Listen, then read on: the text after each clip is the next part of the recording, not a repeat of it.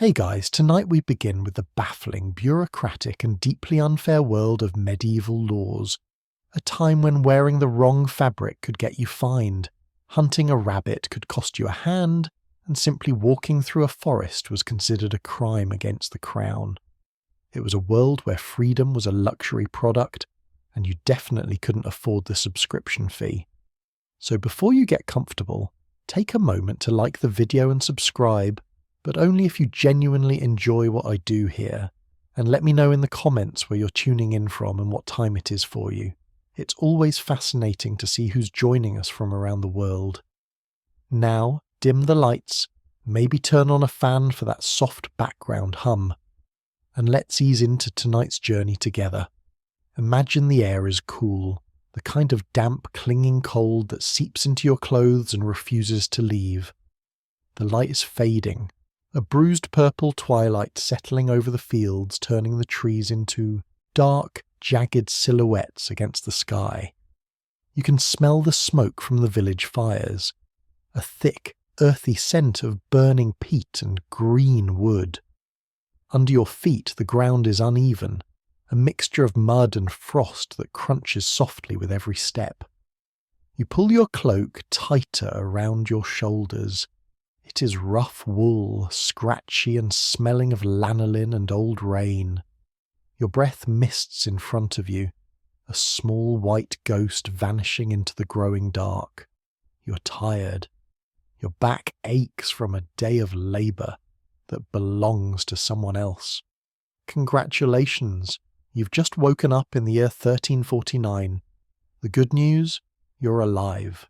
The bad news? You're wearing a piece of fur on your collar, and the sheriff has noticed. In the modern world, fashion is a choice. You can wear velvet, silk, or neon spandex, and the worst punishment you'll face is the judgment of teenagers on the internet. But in the medieval world, clothing was regulated by the Sumptuary Laws. These were laws designed not to protect you, but to protect the distinction of classes. The nobility was terrified of one thing: confusion. They wanted to know at a glance who was a lord and who was a serf. If a wealthy merchant or a lucky peasant started dressing like a duke, the entire social order might collapse. Or so they believed. So they criminalized fabric. You're standing in the muddy lane. The sheriff approaches. He's wearing a tunic of bright red, a colour you're legally forbidden to wear because red dye is expensive and aggressive. He points at your collar. "Is that rabbit?" he asks. You freeze. It is rabbit. You caught it yourself, which was illegal, and your wife sewed it onto your tunic to keep your neck warm, which is now also illegal. It is cat. You lie. Cat fur was allowed. Rabbit fur, if you were a peasant, was often restricted because rabbits were game, and game belonged to the king. He steps closer. He touches the fur. He rubs it between his thumb and finger. He knows the difference. "That is coney," he says. "Fined." You hand over your coins. They are heavy, cold, and few. You have just paid a tax for the privilege of not freezing to death. But the laws didn't stop at clothes. They extended to your dinner. Let's talk about the forest laws. To you, the forest is a source of food. It is full of deer, boar, and hares. It is full of firewood. It is full of berries. To the king, the forest is a playground. William the Conqueror introduced forest law to England, and it was brutal. It designated vast areas of land, including villages and farms, as royal forest. Inside the forest, you couldn't hunt. You couldn't cut a tree. You couldn't even own a dog unless it was lawed. Lawing a dog meant cutting off 3 of its claws so it couldn't run fast enough to chase a deer. Imagine the sensory reality of walking through the king's woods. You see a deer, a massive stag with antlers like a crown. Stands in a sunbeam, breathing steam into the cold air. Your stomach growls. You have a bow. You could shoot it, but you don't, because if you do, you lose your eyes, or your hand. You walk past the deer. You're starving in a grocery store where the security guard is allowed to maim you, and if you found a dead deer, a deer killed by a wolf, you couldn't touch it. It was still the king's property. Royal carrion. You had to leave the meat to rot while your children ate pottage, a thick grey vegetable stew that tasted of nothing. It was a system that valued the king's sport over the peasant's survival. But surely you could at least play a game to forget your hunger. No, the Unlawful Games Act. In 1363, King Edward III banned peasants from playing football. Why? Because football was distracting them from archery practice. The king needed archers for his wars in France. He didn't need football players. So, on Sunday afternoons, instead of kicking a pig's bladder around the village green with your friends laughing and shouting, you had to stand in a muddy field and shoot arrows at a target until your fingers bled. The sensory experience of the archery butts, the twang of the bowstring, the thud of the arrow hitting the straw, the ache in your shoulders. You weren't playing. You were training to be a weapon for a king you would never meet. And as you stand there, holding your mandatory bow, wearing your legal cat fur collar, watching the king's deer eat your crops, you realise. The medieval world wasn't just hard, it was a cage made of rules, but the night is young, and there are plenty more laws to break. Let's talk about the curfew, and why you can't be out after dark. The curfew. The word itself comes from the old French couvre-feu, cover fire. As the sun sets, a bell tolls from the church tower. Clang, clang, clang. It is a heavy, rhythmic sound that echoes across the rooftops and into the fields. To the lord in his castle, this bell is a signal to close the gates and secure the wine cellar. To you, the peasant, it is a legal command to stop existing in public. You must go inside. You must close your door. And most importantly, you must cover your fire. In a wooden city or a thatched village, fire was the enemy. But banking the fire, covering the embers with ash to keep them smouldering but not burning, meant the heat died. The sensory reality of the curfew is the cooling. You're sitting by your hearth. The bell rings. You take the shovel. You heap the grey ash over the glowing red coals. The light in the room vanishes, replaced by a sudden profound darkness. The warmth fades. The cold creeps back in from the corners of the room. You're now sitting in the dark, in the cold, and you are forbidden to leave. If the watch catches you on the street. Vagrancy. Walking at night was considered a crime because only thieves and rebels walked at night. Honest men slept. So, if you needed a midwife, if you needed a priest, you had to sneak. You became a criminal of necessity. But if the night was regulated, the day was micromanaged. Let's talk about the mill. We mentioned the multure tax before, but the law behind it was even stranger. Suit of mill. You were legally required to grind your grain at the Lord's mill. But what if the Lord's mill was broken? What if the miller was drunk? What if the line was too long? You couldn't go to the rival mill down the river. That was illegal. So you waited. The sensory experience is the stalemate. You are standing in the rain with a heavy sack of wheat on your back. The sack smells of dust and dry grass. The rain soaks through your cloak. The mill wheel is silent. You are hungry. You have the grain. You have the hunger. But you cannot connect them because the law says you must wait for the Lord's machine. Some peasants try to use hand mills, querns, at home, secretly. Imagine the sound of illegal grinding. Grind, grind, grind. It is low, rumbling noise. You have to do it under a blanket or while someone sings loudly to cover the sound. If the bailiff hears it, he breaks the stones. He fines you. You're a criminal for making your own flour. But if the food was controlled, the movement was paralysed. Serfdom. You were bound to the soil, adscriptitious. You could not leave the village without permission. You couldn't move to the city. You couldn't marry someone from another manor without paying a fee. Mershit. The sensory reality of serfdom is the invisible wall. You walk to the edge of the parish boundary. You see the road stretching out, winding over the hills to places you've never seen. York, London, the sea. You want to walk down that road, but you can't. If you leave, you're a fugitive. The Lord can hunt you down. He can drag you back in chains. He can brand you. You're a prisoner of geography. But surely there was one place where you were free. The church. Sanctuary, we talked about it. But the law of sanctuary had a catch. Abjuration of the realm. If you claimed sanctuary, you had to confess your crime. And then you had to leave England forever. You had to walk to the nearest port barefoot, carrying a wooden cross. You had to stay on the main road. If you stepped off the road, anyone could kill you. The sensory horror of the abjurer's walk. You're barefoot.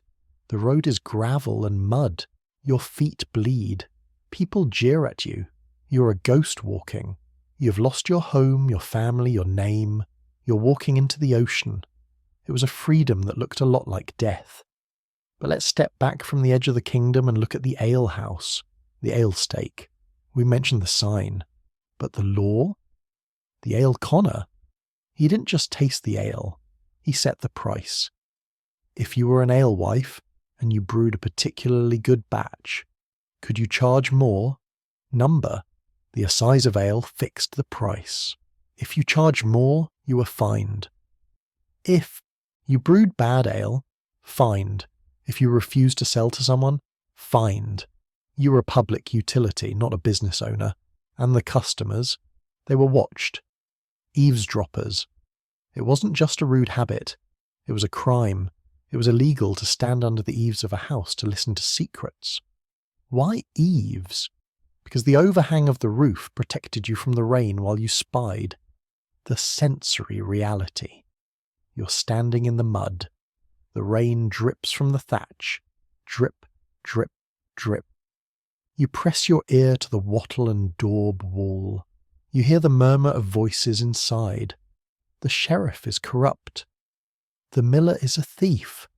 You're gathering information. But if the watch catches you, you're put in the thews, a pillory for women, or the stocks. Your curiosity is punishable by public humiliation. But let's end this section with a law that targeted the very structure of your family. Gavelkind versus primogeniture. In most of England, the eldest son got everything. Primogeniture. The younger sons got nothing, but in Kent, gavelkind. The land was split equally. This sounds fair, but it meant the farms got smaller and smaller. The sensory reality is the shrinking field. Your grandfather had a large farm. Your father had half. You have a strip, a single, narrow strip of earth. You can barely turn the plough. You're farming a ribbon of dirt, and as you stand there, on your tiny strip of land, listening to the curfew bell, smelling the smoke of the banked fire and watching the sheriff ride past on a horse you paid for, you realise the medieval world was a maze, and the walls were made of parchment. But the night is deep. The fire is out. You head home. You pass the pillory. A man is there. He sold musty oats. You pass the stocks, empty. You enter your house. You bar the door. You're safe. Until tomorrow, when the Sumptuary Law inspector comes back, and he wants to measure the point of your shoes. Sleep well. The Sumptuary Law inspector stands at your door. He's holding a ruler, a small brass instrument that gleams in the morning light. He looks at your feet. You're wearing shoes. Simple leather shoes, worn at the heel, stained with mud. But they have a point. A small, modest point at the toe. 2 inches, he says. The limit for a commoner is 2 inches. He kneels. He measures. The brass touches the leather. 2.5, he announces. Excessive. He takes a knife. He cuts the tip off your shoe. The sensory reality is the draft. The cold air rushes into your shoe. Your toes are exposed. You wiggle them. They look ridiculous. You've been visually demoted.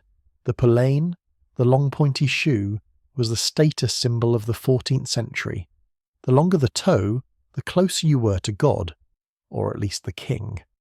A prince could have a 24-inch point. He had to tie it to his knee with a gold chain just to walk. You get stumps. But the shoe wasn't the only thing regulated. The coat. The short coat. In the 1463 statute, it was illegal for any man below the rank of lord to wear a coat that was so short it didn't cover his buttocks when he stood upright. Why? Modesty, but also class. The rich wore short doublets to show off their legs in tight hose. The poor were expected to be covered, shapeless, modest, the sensory humiliation. The inspector asks you to turn around. He lifts the hem of your tunic. Too short, he says. Indecent. You are fined for showing your own anatomy. But let's leave the wardrobe and go to the kitchen again. The salt. We talked about the gabelle, but the saltpeter man is back. He isn't digging today. He is marking. He marks the wall of your barn with a broad arrow. This means the soil is reserved. You cannot clean your own barn. You cannot sweep. You cannot lay a new floor. You have to live in the filth until he comes back to harvest it. The sensory reality is the accumulation. The manure piles up. The ammonia smell gets stronger. The flies breed. You're living in a chemical factory owned by the king. But if the barn was dirty, the water was deadly. The ordeal of cold water again. But let's look at the swimming of witches. This wasn't just a trial, it was a public spectacle. The sensory horror. The woman is tied, thumbs to toes. She's thrown into the river. The crowd cheers. The water splashes. If she floats, witch. Burn her. If she sinks, innocent. Pull her out before she drowns. It was a legal system based on buoyancy. But let's move to a law that targeted the very air you breathed if you were a foreigner. The alien tax. We mentioned it. But the hosting. Foreign merchants were not allowed to live alone. They had to live with a host, a local citizen who watched them. The sensory experience is the shadow. You're a merchant from Genoa. You're eating dinner. Your host is there. He watches you eat. He listens to your prayers. He checks your ledgers. You have no privacy. You're a guest who is also a prisoner. But surely there was one thing the king couldn't regulate. The game. Royal tennis. We mentioned the ban on football. But tennis. Real tennis was played in stone courts. It was complex, expensive. But if a peasant tried to play it against the wall of the church, profanation, the sensory detail. The ball hits the stone. Thwack! The priest comes out. He takes the ball. He cuts it open. Go to the archery butts, he shouts. You're forced back to the weapon. But let's end this section with a law that sounds like a joke, but was the foundation of the English language. The Pleading in English Act, 1362. Before this, court cases were in French. The law was in a language you didn't speak. You stood in the dock. The lawyers argued, oui, non, le roi. You didn't know if you were being fined or hanged until they dragged you away. But in 1362, the king said, speak English. The sensory shift. Suddenly you understand, you hear the words, guilty, innocent, fine. It was a revolution of comprehension. And as you stand there, understanding the verdict for the first time, feeling the cold air on your toes, smelling the saltpeter in your barn, and watching the tennis ball roll away, you realize the medieval world was a place where language was a wall, and the law was a gatekeeper. But the night is coming. The curfew rings. You head home. You pass the pillory. A man is there. He wore fur of ermine. You pass the stocks. Empty. You enter your house. You bar the door. You are safe until tomorrow, when the coroner comes back and he wants to know why you moved the body. Sleep well." The coroner stands over the body. It is lying in the mud by the riverbank, pale, cold, and still. But he isn't looking at the cause of death. He is looking at the position. "You moved him," he says. "He was in the water," you cry. "I pulled him out." "You touched the king's property," he replies. "The body belongs to the crown until the inquest is done. Because you moved the corpse, the village is fined. The murderum fine. Originally designed to stop Saxons from killing Normans in secret, it evolved into a tax on unexplained death. If a body was found and nobody knew who it was, or if it wasn't proved to be English, the village paid. So the villagers learned a dark lesson. If you find a body, you don't report it. You push it into the next parish. The sensory reality is the drag. It is night. The rain is falling. You and your neighbour are hauling a waterlogged corpse through the mud. It is heavy. It smells of river slime. You shove it across the boundary stone. "Not our problem," you whisper. You have turned a tragedy into a jurisdictional dispute. But if the dead were a burden, the stray was a trap. We talked about the pinfold, but let's look at the right of swannery. Swans. Again. The king owned all mute swans, but did. You know you could be fined for not helping them. If a swan nested on your land, you were legally required to protect the nest. If a fox ate the eggs. Negligence. The king's swan master would fine you. The sensory detail is the vigil. You're sitting in the reeds. The swan is hissing at you. It is aggressive. It has a wing that can break your arm. But you have to guard it. You throw stones at the foxes. You shiver in the damp. You're a bodyguard for a bird that hates you.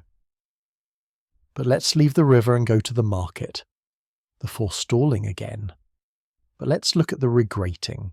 Buying in bulk and selling at a profit in the same market. The sensory experience is the glower. The regrater sits behind a mountain of cheese. He bought all the cheese at dawn, now it is noon. 2 pence, he says. It was 1 penny at dawn. You look at him, you hate him, but you need cheese. The clerk of the market watches. He finds the regrater, but the regrater pays the fine and keeps selling. The fine is just a cost of doing business. The law has become a tax on greed. But the most bizarre market law was the pie powder court again. The dusty feet. The court had to sit while the dust was still on the feet of the litigants. Immediate justice. The judge sat on a barrel. He shouted over the pigs. "He sold me a lame horse." "Look at the hoof." The judge looks. "Lame. Money back." It was justice at the speed of commerce. But let's move to a law that targeted the very structure of the church. The mortmain again, but the sanctuary. If a criminal claimed sanctuary, the village had to watch him. The watch. For 40 days the men of the village had to surround the church, day and night. If the criminal escaped, the village was fined. The sensory reality. You're sitting in the churchyard. It is 3 a.m. You are tired. You are cold. You're watching a door. Inside, the murderer is sleeping. He is warm. He is fed by the monks. You are the prisoner. He is the guest. It was a reversal of justice. But let's end this section with a law that targeted the very light of the moon again. The lantern. In London, you had to hang a lantern. But only if you could afford it. If you were poor, you walked in the dark, and if you were caught in the dark without a light. The counter, the prison for night walkers. The sensory experience is the grope. You're walking home. You cannot see your hand in front of your face. You feel the wall. You step in a puddle. Splash. Halt. The watchman shines his lantern in your face. You are blinded. No light, he says, to the counter. You are arrested for the crime of poverty in the dark, and as you stand there, blinded by the light, smelling the river mud on your hands, feeling the weight of the swan's egg on your conscience, and hearing the snoring of the murderer in the church, you realize The medieval world was a place where responsibility was heavy and authority was capricious. But the night is deep. The curfew rings. You head home. You pass the pillory. A woman is there. She was a scold. You pass the stocks, empty. You enter your house. You bar the door. You're safe. Until tomorrow, when the ale conner comes back. And he wants to sit in your beer. Sleep well. The ale conner has arrived.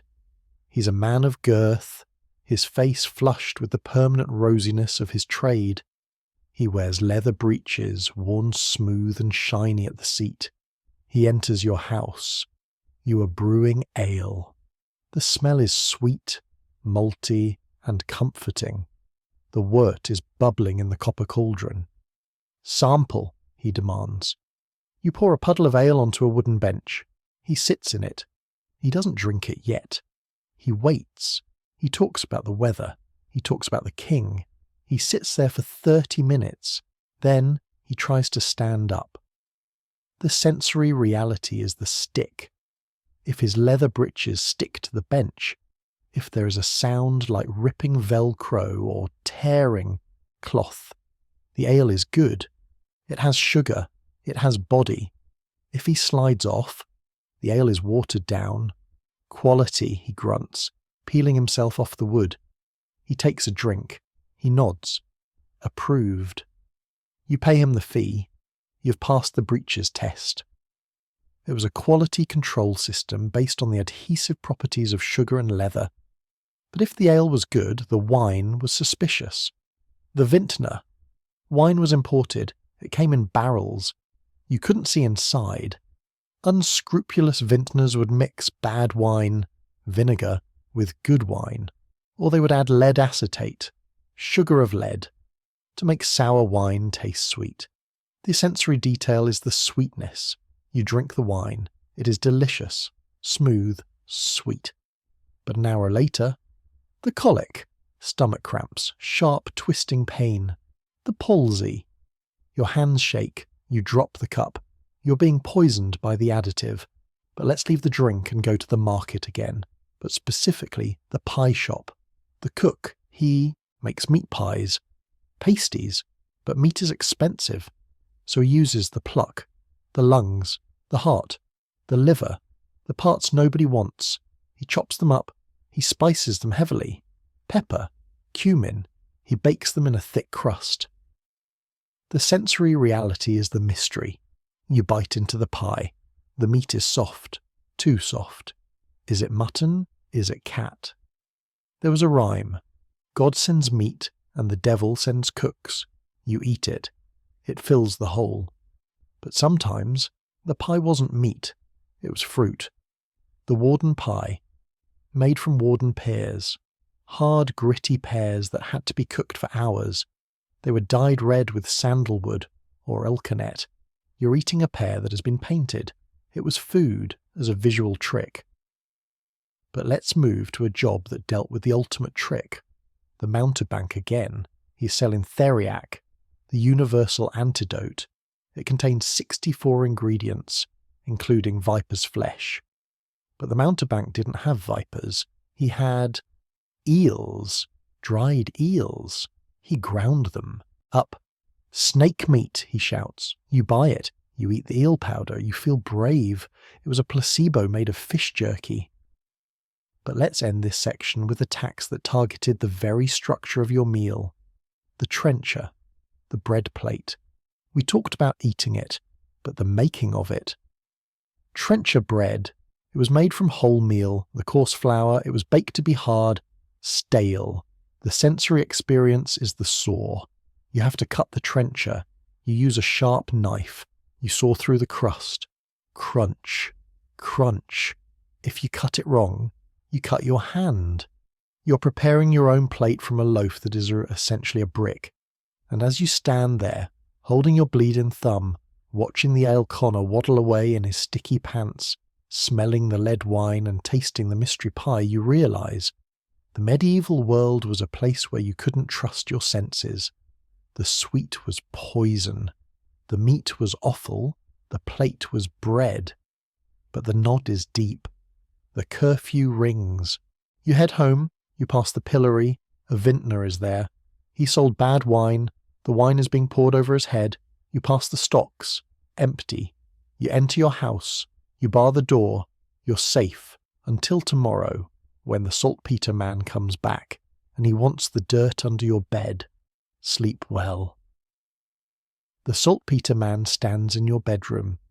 He's not looking at the bed frame, he's looking at the dirt floor beneath it. Move the bed, he commands.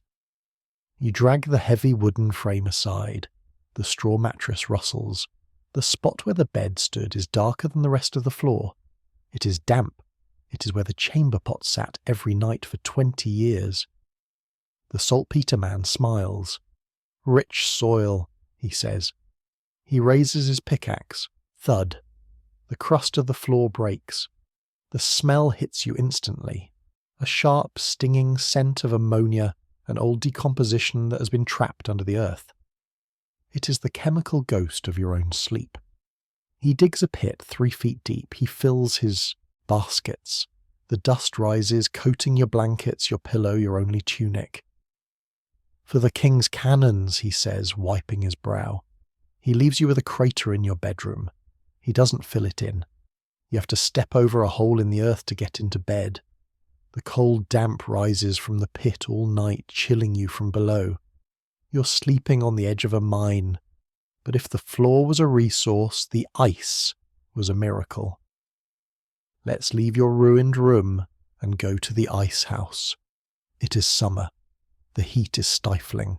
The air shimmers over the fields. The butter in your pantry has melted into a yellow puddle. The milk has soured in an hour. But up at the manor house, the lord is drinking wine, and the wine is cold. How? The ice harvest. In the dead of winter, when the river froze, the Lord sent men like you, out onto the ice. The sensory reality is the saw. You stand on the frozen river. The wind cuts through your wool. You use a massive crosscut saw to slice the lake into blocks. Zzzt, zzzt. The ice dust flies into your face. You haul the heavy, slippery blocks to the ice house. A deep, brick-lined pit dug into the side of a hill. You pack the ice with straw and sawdust. Now, 6 months later, the Lord opens the door. The straw is damp, the air inside is freezing. The ice has survived the summer. He chips off a piece. He puts it in his cup. You're sweating in the field. He's drinking the ghost of winter. It was a mastery of thermodynamics that was strictly for the elite. But let's move from the cold to the strange, to the food that pretended to be something else. Mock food. During Lent, meat was forbidden, but the rich got bored of fish, so the cooks got creative. Mock eggs. They would take empty eggshells. They would fill them with almond milk jelly, coloured yellow with saffron to look like a yolk. The sensory detail is the wobble. You crack the egg. It looks real, but it is cold, sweet, and tastes of nuts. It is a culinary illusion. Or mock bacon, made from salmon meat dyed pink with sandalwood, streaked with white pike meat to look like fat. You're eating a fish that has been disguised as a pig.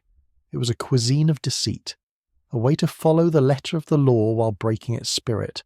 But if the rich ate lies, the poor ate eels. The eel pie. We talked about eels as rent, but eating them, you catch an eel. It is slimy. It writhes. You have to skin it. The sensory horror of skinning an eel. You nail its head to a board. You pull the skin off with pliers. It peels away with a wet tearing sound. You chop it up. You bake it in a coffin, crust. The eel is fatty, rich. It sits heavy in the gut. But the worst part, the lamprey, a jawless fish. It looks like a tube of muscle with a sucker mouth full of teeth. It attaches to other fish and sucks their blood. King Henry I loved them. He died from eating a surfeit of lampreys, the sensory reality. The meat is dense, almost like steak. It has no bones, just cartilage. It tastes muddy, gamey, intense. You boil it in its own blood with wine and spices. You're eating a vampire of the river. But let's leave the water and go back to the bread. The horse bread. This wasn't bread for horses. It was bread made from horse food. Beans, peas, bran. When wheat was scarce, the bakers were allowed to bake horse bread for the poor. The sensory experience is the chew. It is incredibly dense. It doesn't rise. It is like chewing on a compressed block of animal feed. It tastes of dried peas and dust. It gives you gas. The bloat. You walk around with a stomach that feels like a drum. And the rich. They called you bean eaters. An insult. But there was one job that dealt with the bread before it was baked. The miller and the miller's thumb. He tested the flour by rubbing it between his thumb and forefinger as it came out of the chute. Over years his thumb became flattened, broad, spatulate. The gold thumb, people said he grew it that way to weigh down the scale when he measured your grain. The sensory detail is the white ghost. The miller is covered in flour dust. His eyelashes are white. His lungs are white. He coughs, a dry, hacking cough. Miller's lung. He is dying from the dust of your dinner.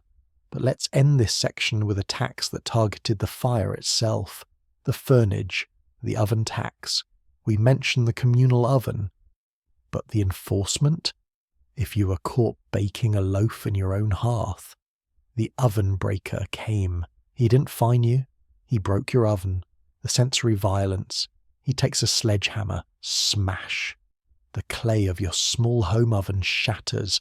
The bricks crumble. Your kitchen is ruined. You're left with a pile of rubble and raw dough.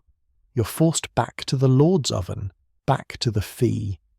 And as you stand there, looking at your broken hearth, feeling the cold form the saltpeter pit, tasting the horse bread, and smelling the lamprey pie, you realise the medieval world was a place where independence was a crime.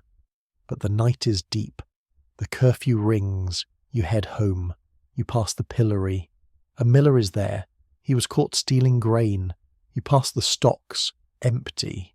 You enter your house. You bar the door.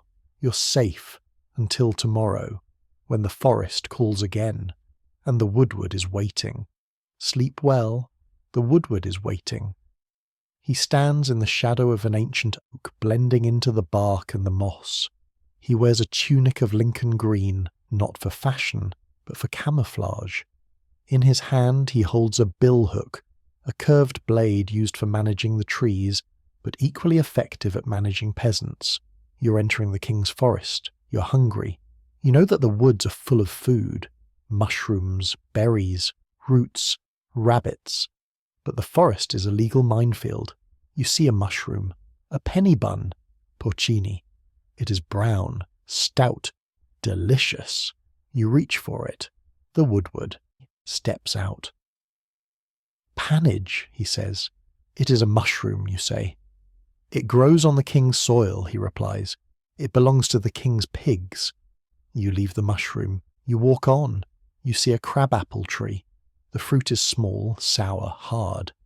Crabs. You pick one. You bite into it.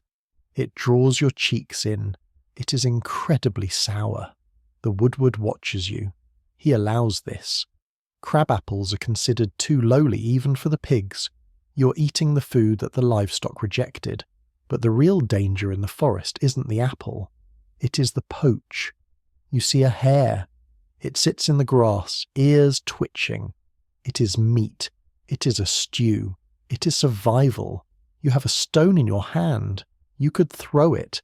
But if you miss, or if you hit it and the woodward sees, the fine of the hare, it is 6pence, a week's wages.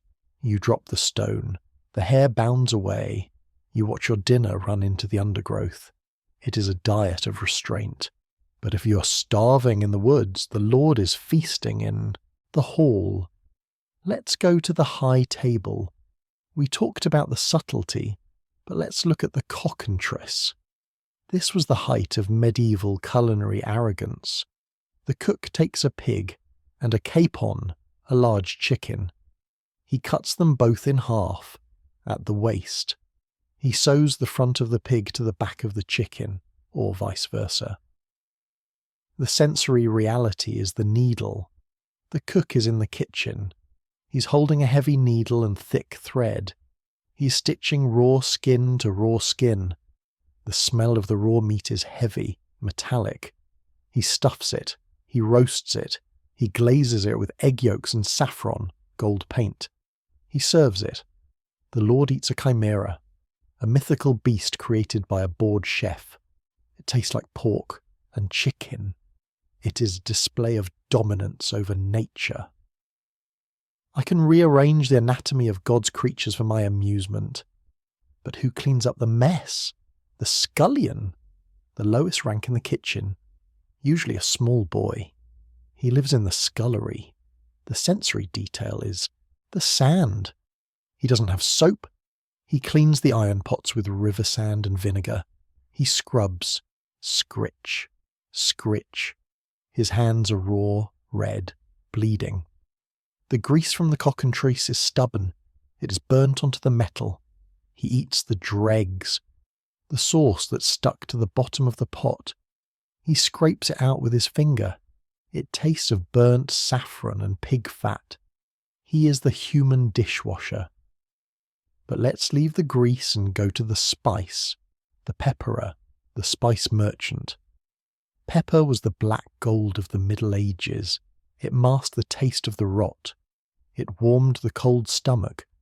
But it was taxed, heavily. Peppercorn rent. Sometimes, a tenant paid their rent in a single peppercorn. It was a symbolic payment, but showed how valuable the spice was. The sensory experience of the spice market. You walk past the stall. The smell is intoxicating.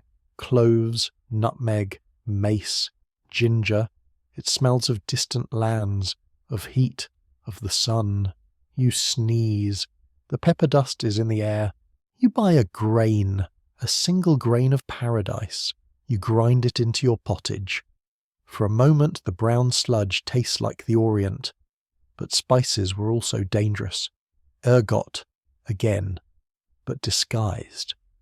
Dishonest merchants would mix black dust, floor sweepings, with the pepper. You sprinkle it on your meat. You eat the dust of the market floor. It was a fraud that hit you in the throat. But let's end this section with a food that was meant to be pure. The wafer. The communion host.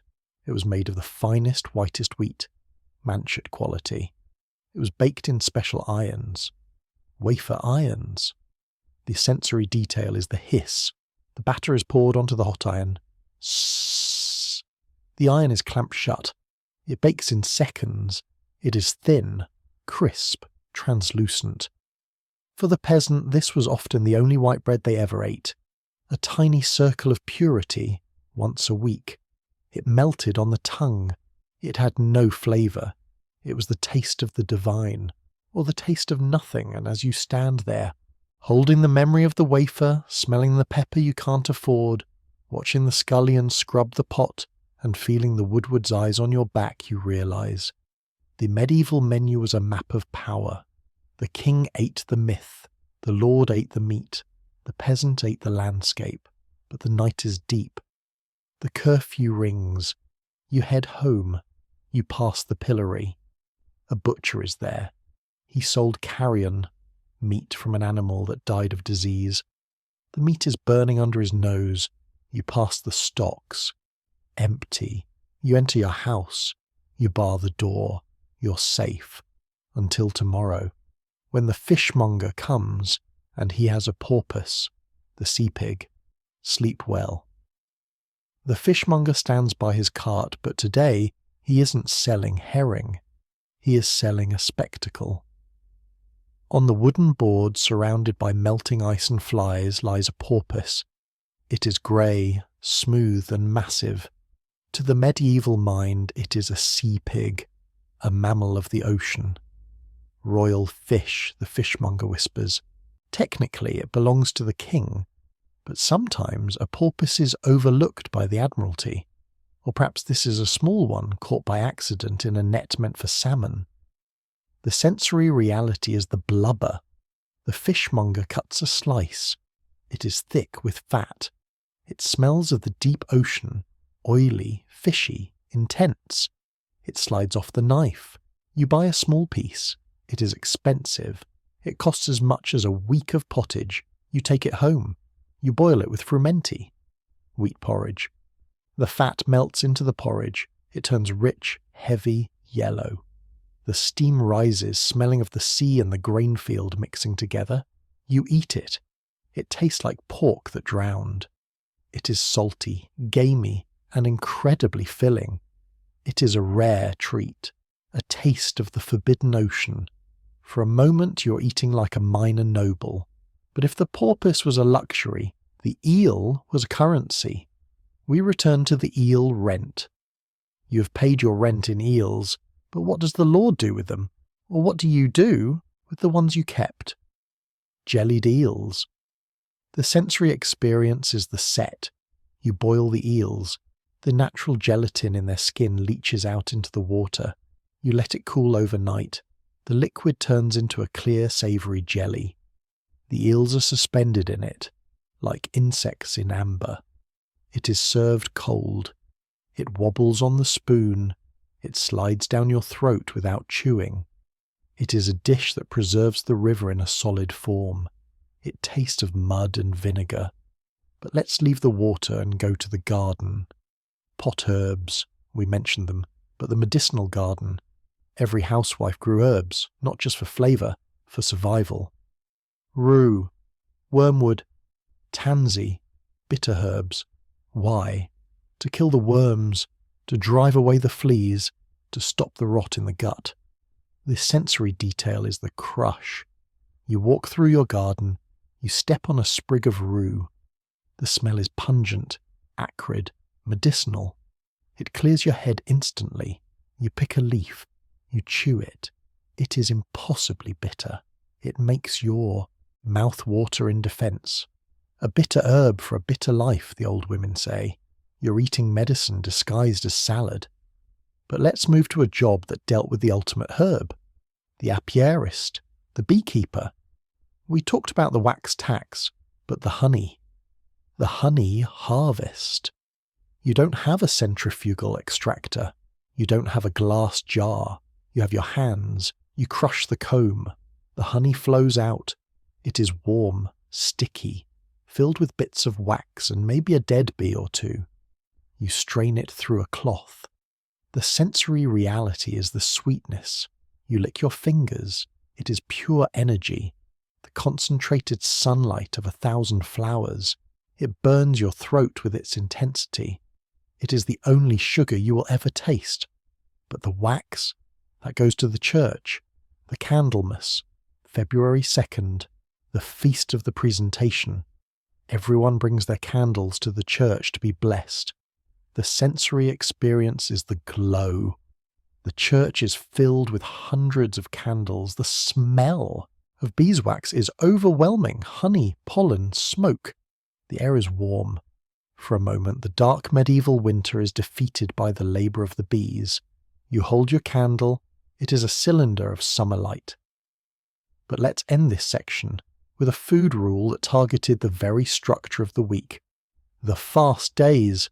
We mentioned Lent, but the Wednesday fast. Every Wednesday. No meat. Why?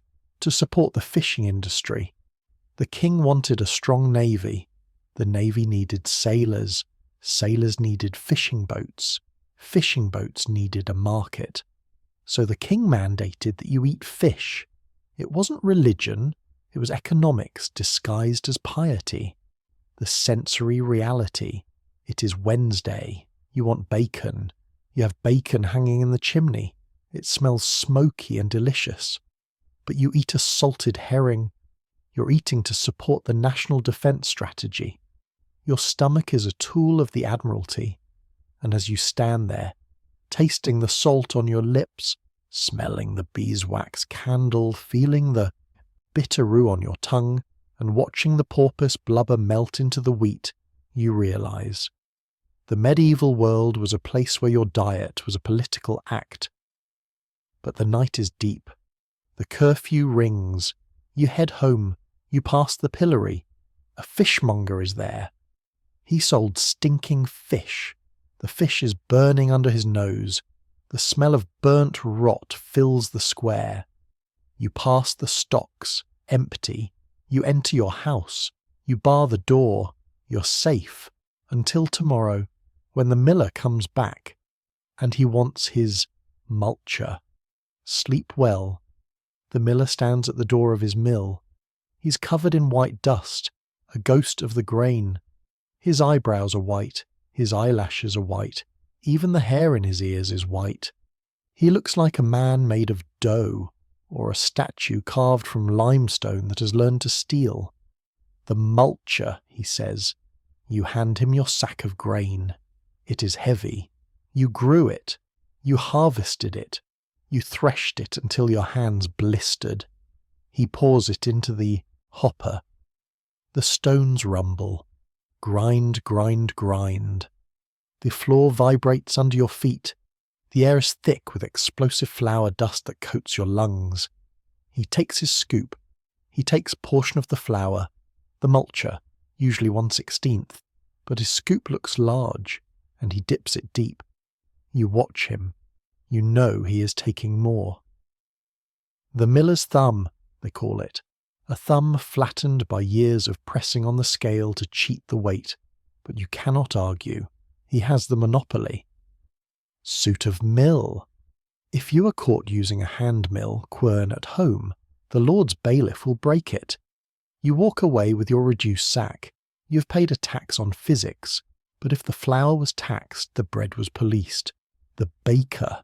He is sweating. He's standing in front of the oven holding the peel, the long wooden shovel, the assize of bread. The law dictates the weight of the loaf based on the price of wheat. If the wheat price changes, the loaf size changes. The sensory reality is the scale. The baker weighs every lump of dough. He is terrified. If the loaf is light, he is tied to the hurdle, a wooden sled. He's dragged through the streets with the light loaf tied around his neck like a millstone. The villagers throw mud.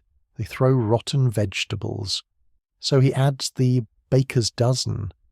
13 loaves for the price of 12, just to be safe. He's baking out of fear, but sometimes he cheats in a different way. He adds alum to make the bread whiter, or chalk to make it heavier. You eat the bread. It is gritty. It tastes of limestone and chemistry. You're eating the geology of the village. But let's leave the bakery and go to the kitchen of the rich. The turnspit dog again. We mentioned him. But let's look at the Sunday roast. The dog has been running for 3 hours. The meat is dripping fat into the fire. The sensory detail is the basting. The cook takes a ladle. He pours the hot fat over the meat. Sizzle. The smell is rich, savoury, overwhelming. It is the smell of wealth. But you are the scullion. You're scrubbing the floor with sand. You smell the beef, but you eat the dripping, the fat that falls into the ashes. You scrape it up. You spread it on your brown bread. It tastes of ash, burned grease, and second-hand luxury. But at least you have small beer. The ale Connor again. We talked about the leather breeches, but let's look at the ale steak. The sign above the door. A bush on a pole. If the ale was bad, the ale Connor would make the alewife drink it. All of it. This sensory horror. She stands in the street. The neighbours watch. She has to drink the sour, ropey beer until she is sick. It was a punishment of consumption. But let's move to a job that dealt with the ultimate consumption. The gong farmer again. But the cesspit. The sensory reality is the depth. He climbs down the ladder. The pit is deep. 10 feet. He's wading in the waste of the city. He finds things. Coins. Rings. Bones. He's the archaeologist of the present. He finds the secrets people flushed away. He finds the mutton bone you gnawed on last week. He finds the cherry pit. But the smell stays in his skin. He washes in the river, but the scent remains. He smells of money and muck. And as you stand there, holding your light loaf, smelling the miller's dust, hearing the turnspit dog pant, and watching the gong farmer descend into the dark, you realise the medieval world was a place of extraction. The lord extracted the grain, the baker extracted the chalk, the gong farmer extracted the waste. But the night is deep. The curfew rings. You head home. You pass the gibbet. The bones are rattling. You pass the stocks, empty. You enter your house. You bar the door.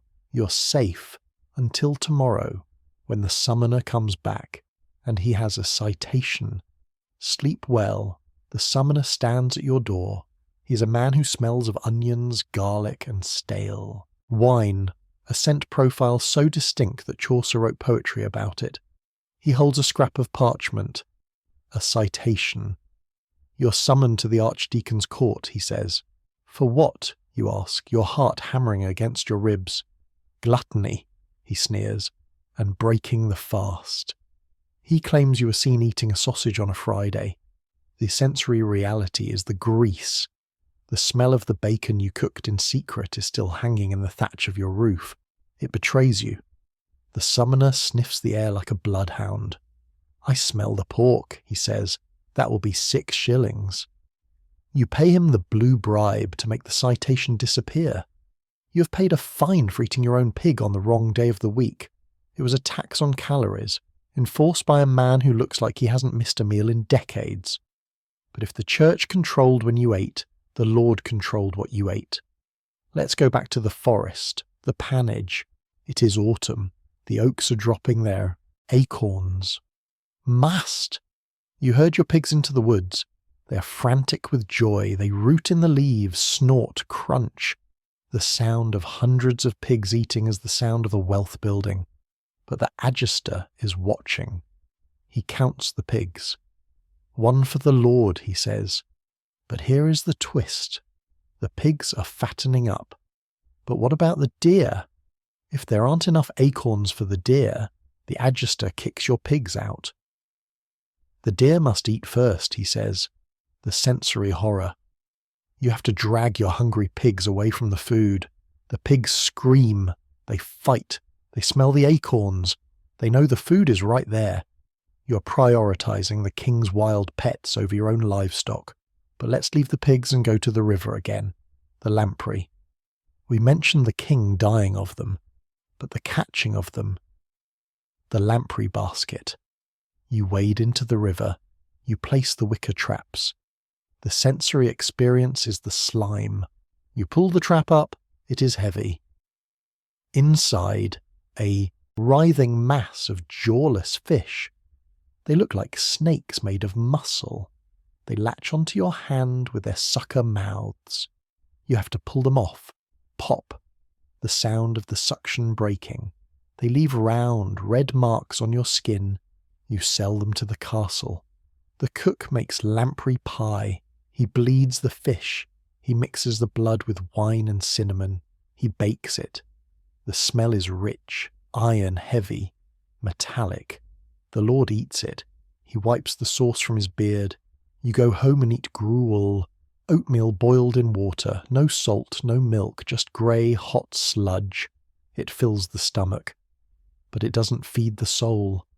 But let's move to a job that dealt with the ultimate hunger. The almoner, the official in the monastery or castle who gave food to the poor. The dole. He stands at the gate. A crowd of beggars pushes forward. The smell of unwashed bodies, sickness, and desperation.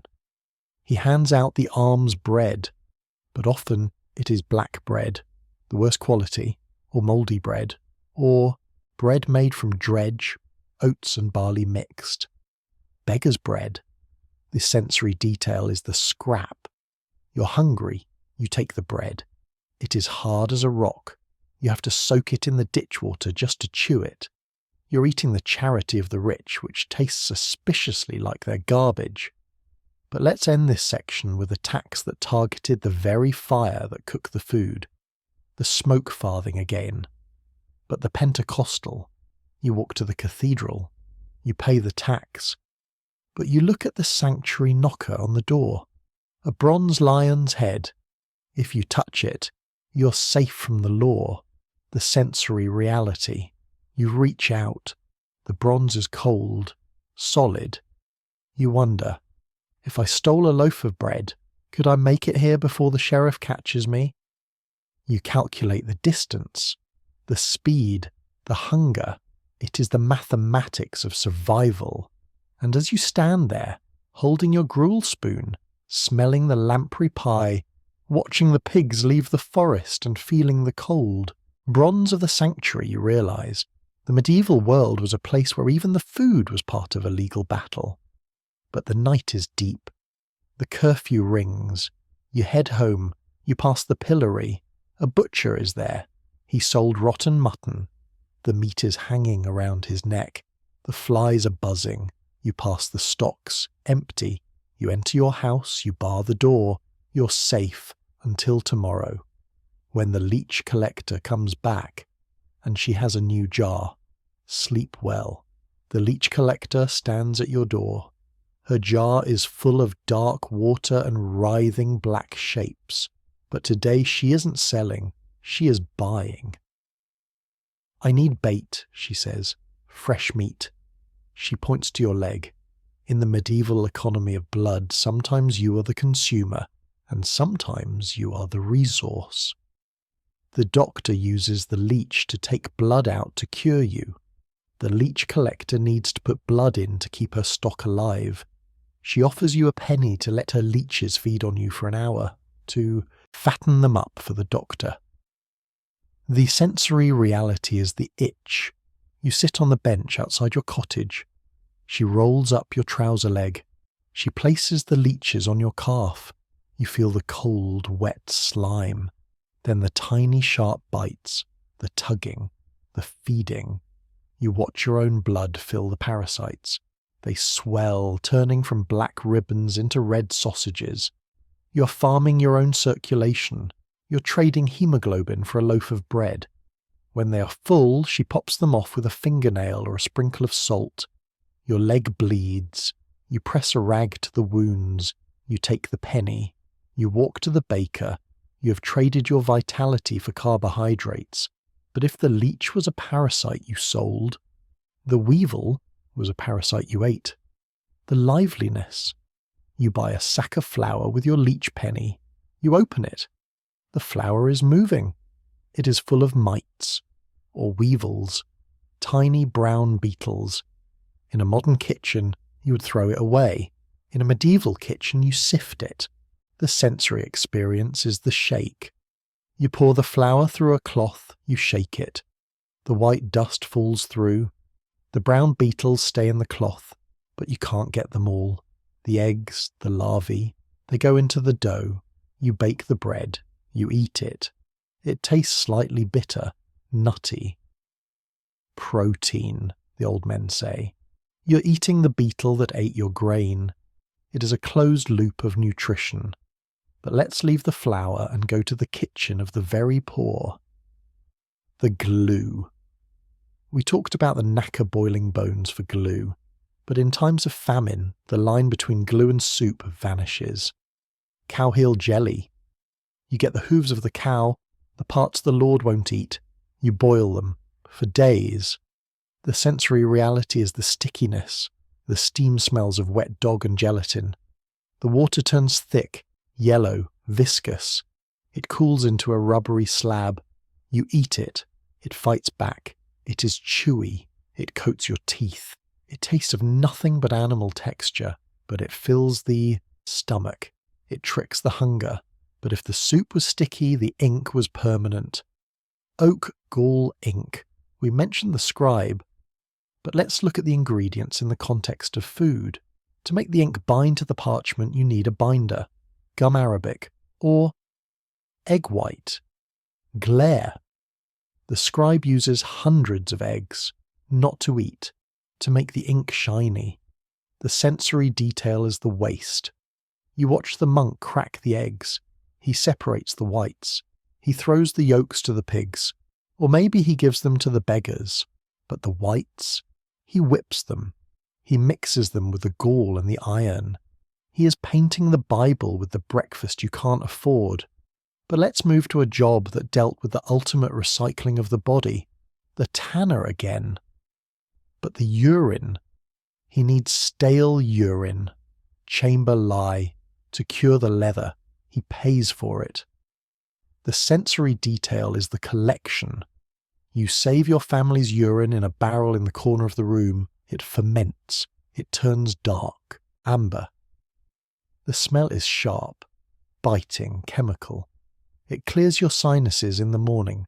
You carry the bucket to the tannery. "A penny a gallon," he says. "You're selling your waste to buy your dinner? It is the only thing you produce that the Lord doesn't tax. Yet." But let's end this section with a sound that marked the end of the meal and the end of the life. The passing bell again. But the knell. 3 strokes for a man, 2 for a woman. The sensory reality. You're eating your weevil bread. You hear the bell. Bong, bong, bong. A man has died. You stop chewing. You count the strokes that follow. The years. 1 stroke for every year of the deceased's life. Bong, bong, bong. You count 40, 50, 60. It stops. "Old Thomas," you say. "He starved." The bell has broadcast his biography to the valley. It is a sonic obituary. And as you stand there, counting the strokes, feeling the itch of the leech bites on your leg, smelling the urine barrel in the corner and tasting the grit of the weevil, you realise the medieval world was a place where everything was measured. Your blood, your waste, your years, and your calories. But the night is deep. The curfew rings. You head home. You pass the pillory. Empty. You pass the stocks. Empty. You enter your house. You bar the door. You are safe until tomorrow, when the salt runs out again, and the gabalus are waiting. Sleep well. The gabalus are waiting, but the salt is not your only problem. The sun is up, and with it the chimney man. We talked about the hearth tax in another journey, but let's talk about the cooking implication. If you block your chimney to save the tax, you can't cook. So you eat cold meat, but meat spoils. So you eat potted meat. You pack the meat in a jar. You pour melted butter over it to seal it from the air. The sensory reality is the seal. You have to make sure the butter covers every inch. If there is an air bubble, the meat rots. You open the jar 6 months later. You scrape off the butter, which is rancid. You eat the grey meat underneath. It is food preservation by suffocation. But if the meat was sealed, the light was stolen. The rushlight again. But the grease, where do you get the fat? From the dripping pan. Under the spit where the meat roasts. But the Lord owns the spit, and the meat, and the dripping. The kitchener sells the dripping to the candle maker. If you steal a spoonful of fat to make your own light. Theft of the royal grease. The sensory detail is the skim. You wait until the cook is looking away. You dip a spoon into the pan. The fat is hot, liquid, golden. You pour it into a shell. You hide it in your pocket. It burns your leg as it cools. You're stealing illumination from the Lord's dinner. But let's leave the kitchen and go to the garden. The Harriet again. But the bees. If you died and you had no cow, the Lord took your hives. The driving of the bees. The bailiff comes. He doesn't know how to handle bees. He knocks the skep over. The bees swarm. They sting him. They sting you. The sensory chaos, the buzzing, the shouting, the smell of crushed honeycomb. The Lord gets the wax, but the colony is destroyed. It was a tax that killed the producer, but if the bees were lost, the eels were eternal. The eel skin, again. But the window. Before glass was common or affordable, People used oiled cloth, or eelskins, stretched tight, dried, oiled. The sensory reality. You look at your window, it is translucent, yellow, veiny. It smells faintly of fish. The light that comes through is jaundiced. You're looking at the world through the skin of a river monster. But let's move to a job that dealt with the ultimate monster, the executioner again, but the boiling for poisoners. In 1531, King Henry VIII passed a law. Poisoners were to be boiled to death. Why? Because poison was a secret crime.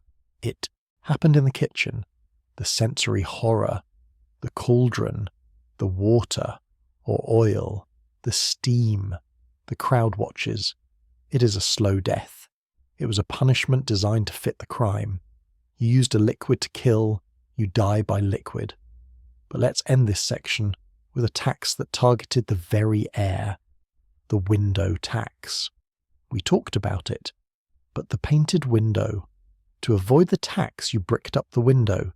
But to keep the symmetry of the house, you painted a fake window on the bricks. The sensory irony. You walk down the street. You see a grand house. It has 12 windows, but only 6 are real. The others are paintings, black rectangles with white lines. It is a trompe-l'oeil of prosperity. A visual lie told to the taxman and the neighbours. And as you stand there, looking at the fake window, smelling the stolen grease, feeling the bee sting, and watching the eel skin glow, you realise the medieval world was a place of illusion. The fire was hidden. The light was stolen. The window was painted. But the night is deep. The curfew rings. You head home. You pass the pillory. Empty. You pass the stocks. Empty. You enter your house. You bar the door. You're safe. Until tomorrow, when the salt runs out again, and you have to go to the Sultan. Sleep well. The Sultan is busy today. The smoke from the boiling pans drifts across the marsh, mixing with the morning fog. You stand in line with your neighbours, waiting to trade your labour for the white crystals that keep you alive. But the Sultan has news. The king has granted a monopoly, he says, to the Queen's brother. The price has doubled. You look at the coins in your hand. You have enough for half a sack. Half a sack means half the meat preserved. It means hunger in February. You buy the salt. You have no choice. The crystals are coarse, grey, and damp. They smell of the sea and the lead pan. You clutch the sack to your chest like a child. But as you walk home, you pass the market cross, and you see something new, a standard, the king's standard weight, a bronze block, heavy and authoritative, sitting on a table. The clerk of the market stands next to it. He is checking the merchant's scales. "False weight!" he shouts at the cheese seller. He smashes the seller's scale with a hammer. The wood splinters. The brass weights roll into the mud. The sensory reality is the crash, the violence of bureaucracy. The cheese seller is crying. He has lost his tool of trade. You keep walking. You clutch your salt tighter. You know that if the clerk checks your sack, he might say it is light, and you have no scale to prove him wrong.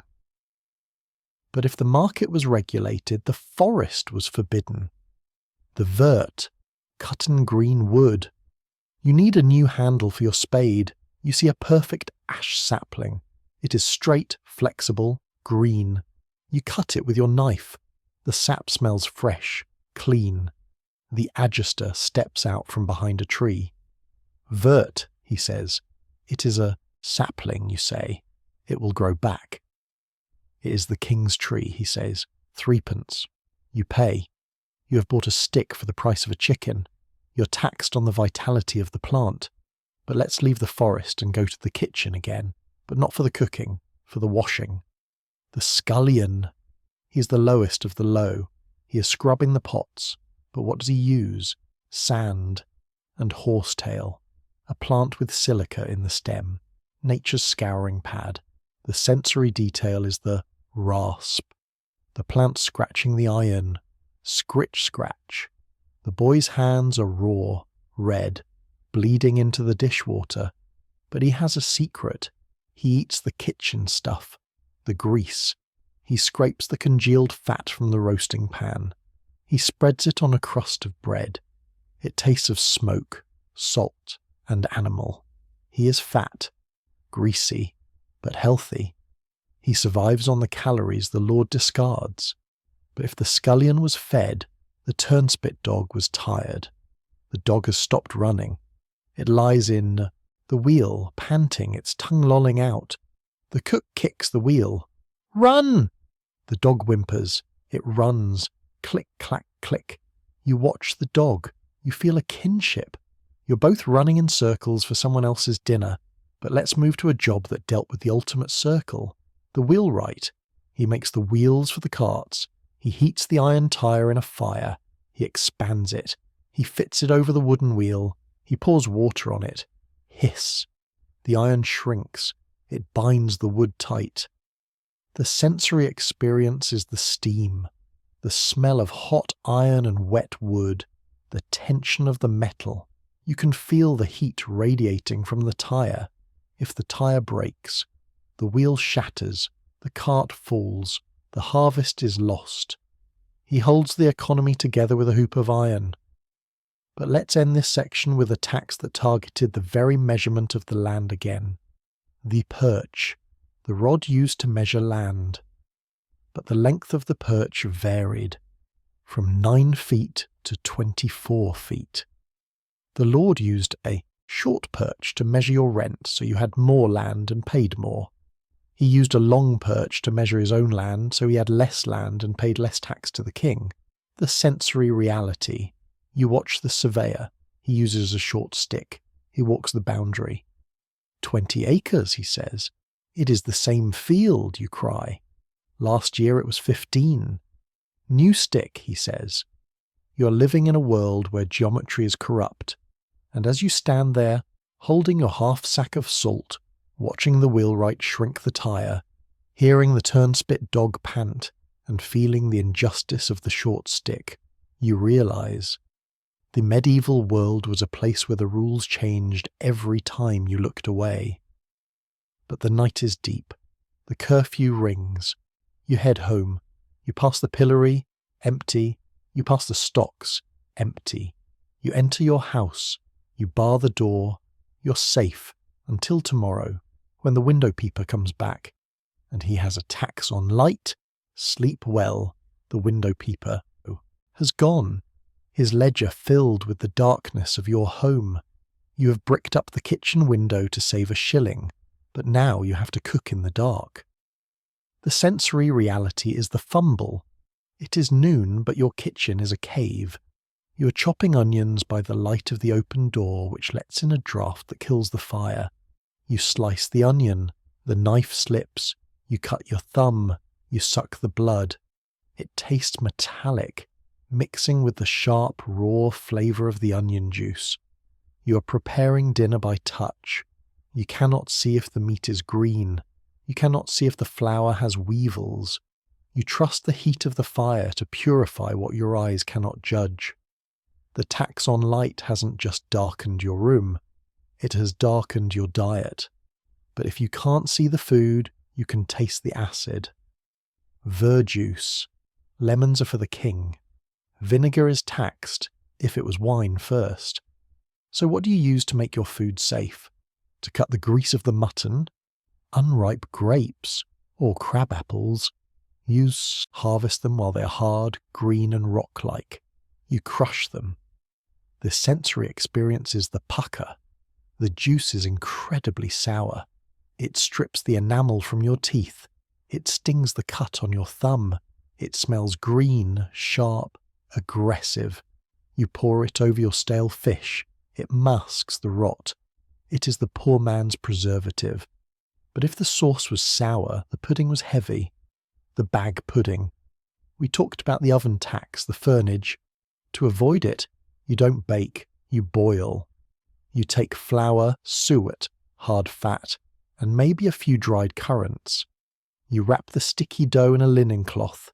You tie it tight, you drop it into the cauldron along with the pottage. The sensory detail is the thud. The pudding hits the bottom of the pot. It boils for hours. When you fish it out, it's a grey, heavy cannonball. You slice it. It steams. It smells of wet cloth and hot fat. Peas porridge hot, peas porridge cold. It is a meal that requires no oven, no skill, just patience and boiling water. It sits in your stomach like a stone, releasing energy slowly as you sleep. But let's leave the kitchen and go to the riverbank again, because you crave fresh meat. And you have a skill that requires no net, no rod, and no tax. Trout tickling. Guddling. You wade into the stream. You find a deep pool under the roots of a willow tree. The water is freezing. Your arm goes numb. You slide your hand into the darkness under the bank. You feel the slick, muscular side of a trout. It is resting. You don't grab. You tickle. You rub its belly gently. The fish goes into a trance. It stays still. Then, snatch. You throw it onto the bank. It flops in the grass, silver and speckled. The water bailiff patrols the river. If he catches you with a net, poaching, but with your bare hands. I was just washing my hands, you say. The sensory rush, the cold water, the adrenaline, the slippery fish. It is a heist performed with your fingertips. But if the fish was free, the ale was hidden, the leather jack, glass is taxed, pottery is leaded, so you drink from leather. A black jack, leather coated in tar to make it waterproof, the sensory reality. You lift the tankard. It smells of pitch and old cowskin. You cannot see the ale inside. Is it clear? Is it cloudy? Is there a fly in it? You drink. The rim is soft, flexible. The ale tastes faintly of tar, but the blackjack has a secret. It is deceptive.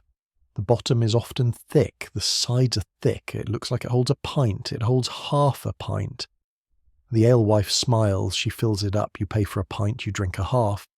You are being cheated by the geometry of leather. But let's move to a job that dealt with the ultimate cheating. The pardon. The summoner again. He sells pardons, slips of parchment that forgive your sins. But are they real? He says they are from the Pope, but the seal looks waxy, soft. The sensory detail is the smudge. You look at the ink. It is fresh. The Pope lives in Rome. It takes months to get a letter. The ink is wet, you say. A miracle, the summoner replies. You buy it anyway, because you are afraid. You hold the damp parchment. It smells of cheap wine, the summoner's breath. You have bought a forgery to save your soul. But let's end this section with a tax that targeted the very defence of the realm. The arrowhead, the sheaf of arrows. Every village had to provide a certain number of arrows for the king's army. But who made them? The goose. The king claimed the feathers. We talked about the left wing, but the goose herd. He drove the geese to market, but before he did, he plucked them, alive. Live plucking. 5 times a year, the sensory horror. The geese are held down. The down is ripped from their breasts. They scream. Their skin is red, bumpy, naked. They're shivering in the cold, but the feathers are soft. They will stuff the king's pillow, or fly on the king's arrow. You watch the naked geese waddle in the mud. They look ridiculous and tragic. And as you stand there holding your tickled trout, tasting the verjuice, feeling the leather of the blackjack and hearing the geese cry, you realize the medieval world was a place where comfort was harvested from pain. The pillow was soft because the goose was cold. The arrow flew true because the bird suffered. But the night is deep. The curfew rings. You head home. You pass the pillory. A man is there. He sold musty meal, mouldy flour. You pass the stocks. Empty. You enter your house. You bar the door. You're safe. Until tomorrow, when the surveyor comes back and he has a chain. Sleep well. The surveyor stands in your field with his chain. It clinks as he unrolls it, iron links dragging through the frost-covered stubble. He's here to measure your land again, but this time he isn't checking the acreage. He's checking the headland, the strip of unploughed land at the end of a field, the field where the ox team turns around. By law, the headland belongs to you. It is waste ground. But the Lord has decided it is productive. Too wide, the surveyor says. You're wasting the Lord's earth. He moves the boundary stone. He steals your turning space. The sensory reality is the cramp. When you plough next season, you will have to turn the oxen in a tighter circle. The yoke will pinch their necks. The plough will jerk. Your muscles will strain to keep the furrow straight. You have lost 10 feet of grass, but you have gained a lifetime of backache. It is a tax on geometry. But if the field was shrinking, the common was disappearing. The enclosure. We talked about the sheep, but let's look at the hedge. To enclose the land, the Lord planted hawthorn. Quick-set hedges. The sensory experience is the thorn. You try to cross the field you have walked since childhood, but now there is a wall of living spikes. The hawthorn grows fast. It is dense, impenetrable. You try to push through. The thorns tear your clothes, they scratch your face. You're locked out of your own history by a plant. But let's leave the land and go to the kitchen again. But not for food, for light. The tallow. We talked about the chandler.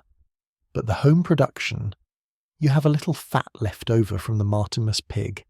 You want to make a candle, but you don't have a mould, so you make a dip. You tie a piece of linen rag to a stick.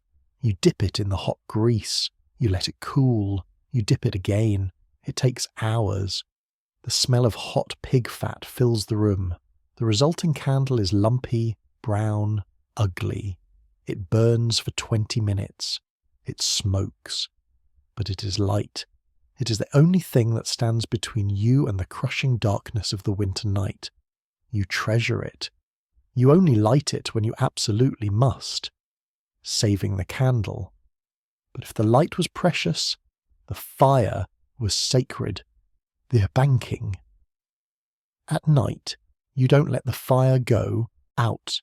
You bank it. You cover the embers with ash to keep them alive until morning. Why? Because starting a fire is hard. You need flint and steel. You need tinder, dry fungus. If you lose the fire, you have to go to your neighbour. You carry a seed fire, a glowing coal in a pot. The sensory detail is the transfer. You walk through the snow, you hold the pot.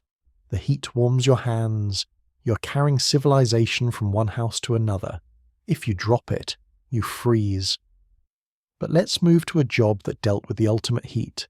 The smith, but specifically the nail maker.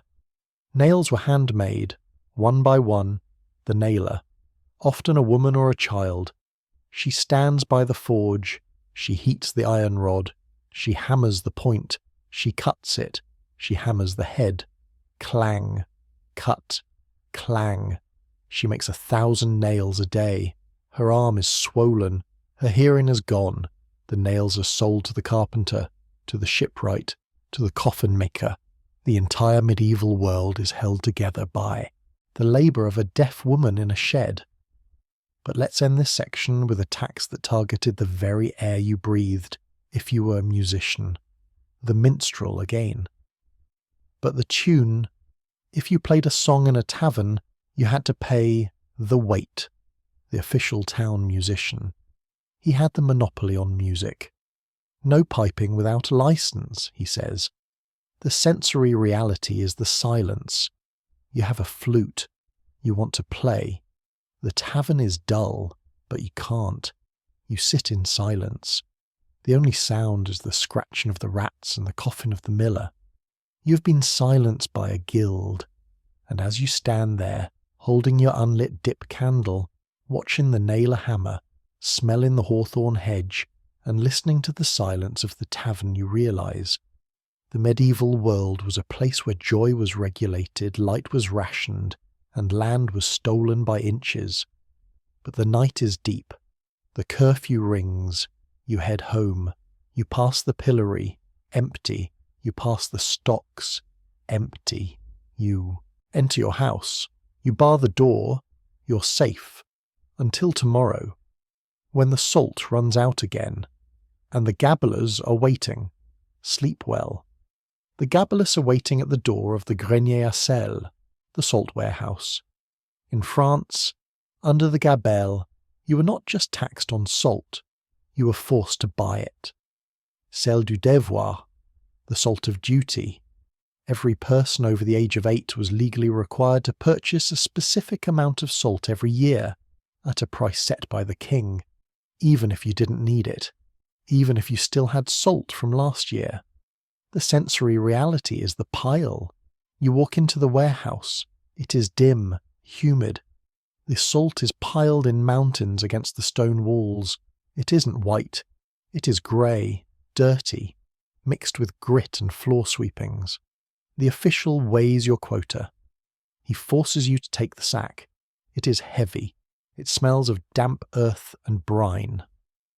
£7, he says. Pay. You pay a fortune for dirt-cake salt you didn't want, and if you don't use it, if you try to save it, the gabblers search your house. If they find old salt, they fine you for not consuming your duty. You're legally obligated to be salty. But if the salt was a burden, the royal feast was a minefield. Let's go to the king's table, to the pregustator, the royal taster. The king sits before a magnificent spread. Roasted peacock, venison, lamprey pie, but he cannot eat. Not yet. The sensory experience is the cold food. The taster has to try everything first. He takes a bite of the peacock. He sips the wine. He dips a piece of bread in the sauce. The king waits. He watches the taster's face. Is he turning green? Is he clutching his throat? Number. He is fine. The king eats. But by now the food is lukewarm. The grease has congealed on the venison. The sauce has formed a skin. The king eats cold food his whole life because he is terrified of arsenic. He also uses a unicorn horn, narwhal tusk. He touches it to the food. He believes it. Will sweat if there is poison. The sensory detail. The king dipping a long spiraled bone into his soup. He is dining with a magical dipstick. It is a meal seasoned with paranoia. But let's look at the food itself. Specifically, the subtlety. We mentioned the sugar sculptures, but the scale, the sugar castle, a model of a fortress made entirely of sugar paste and marzipan. It has towers, it has soldiers, it has a moat made of jelly, it sits in the centre of the table, it glistens under the torchlight. The sensory reality is the stickiness. It is humid in the hall. The sugar begins to weep. The castle sags. A tower melts. It smells of cloying sweetness. But the guests don't eat it. It is for looking. While you starve in the village, the lord builds castles out of calories just to watch them melt. It was edible architecture for the eyes only. But let's leave the sugar and go to the sea again. The royal fish, the whale. If a whale washed up, it belonged to the king. But did the king eat it? Yes. Whale tongue, whale tail. The sensory horror of the rendering. The whale is cut up on the beach. The blubber is boiled down. The smell is atrocious. A heavy, oily, rotting stench that travels for miles. The meat is dark, coarse. It tastes like beef marinated in fish oil. The king eats it with peas. You, the peasant, watch from the dunes. You could use that blubber for your lamp. You could use the bone for your tools, but you cannot touch it. It is royal carrion. But let's move to a job that dealt with the leftovers of the poor. The pottage again. But the bottom of the pot. Pot scraper. In the communal kitchen, or the monastery, the food stuck to the cauldron. The sensory detail is the char, the black burnt crust at the bottom. The scullion scrapes it out. Scrape, scrape. He eats it. It tastes of iron and carbon. It is the only part of the meal that nobody else wants. But if the scullion ate char, the student ate words, the commons. In the university, Oxford or Cambridge, the students ate together, but the food was rationed, the size of a fist, the sensory reality. The bread is hard, the beer is weak, the student is hungry, he's studying logic, but his stomach is growling. He learns that knowledge requires a certain amount of starvation.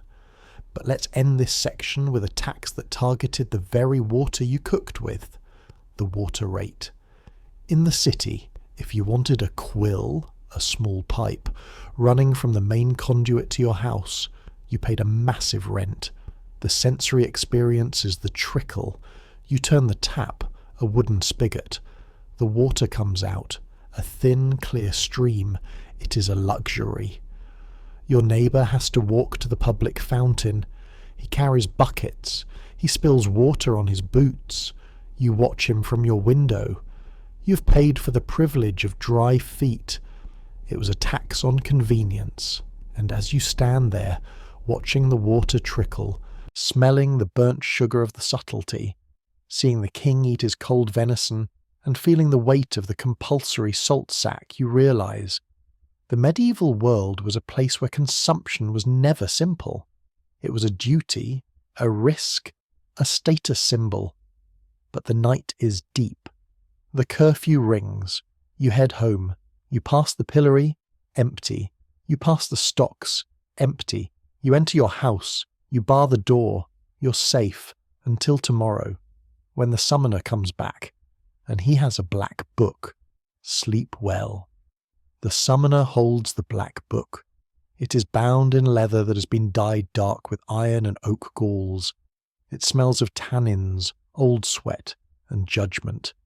He opens it. The pages are parchment, scraped thin, filled with columns of names. He isn't here for a bribe today. He's here for the Lenten inquest. It is the season of Lent. Meat is forbidden. Eggs are forbidden. Cheese is forbidden. You're supposed to be eating saltfish and bread. But the summoner has a nose like a wolf. He sniffs the air of your kitchen. I smell bacon, he says softly. You freeze. You did put a bacon rind in the pottage, just a scrap. A piece of skin to give flavour to the watery cabbage. You fished it out before he arrived, but the scent lingers. It hangs in the thatch. It clings to the soot on the walls. There is no meat, you lie. He walks to the pot. He dips his finger in. He tastes the broth. Fat, he whispers. Animal fat. He writes your name in the black book. You've been caught cooking with flavour. The sensory reality is the guilt of the palate. You're a criminal because you wanted your soup to taste like something other than hot water. You will be fined. You will be shamed in the church on Sunday. It was a policing of the taste buds. But if the church policed the pot, the king policed the grave, the esquita. This was the official who handled esquites, land that reverted to the crown. Imagine the scene. Your neighbour has died. He has no sons. He has no will. The esquita arrives. He carries a box of green wax, the official wax of the exchequer. He seals the doors of the dead man's house. He melts the wax. He presses the royal seal onto the lock. The sensory detail is the sealing.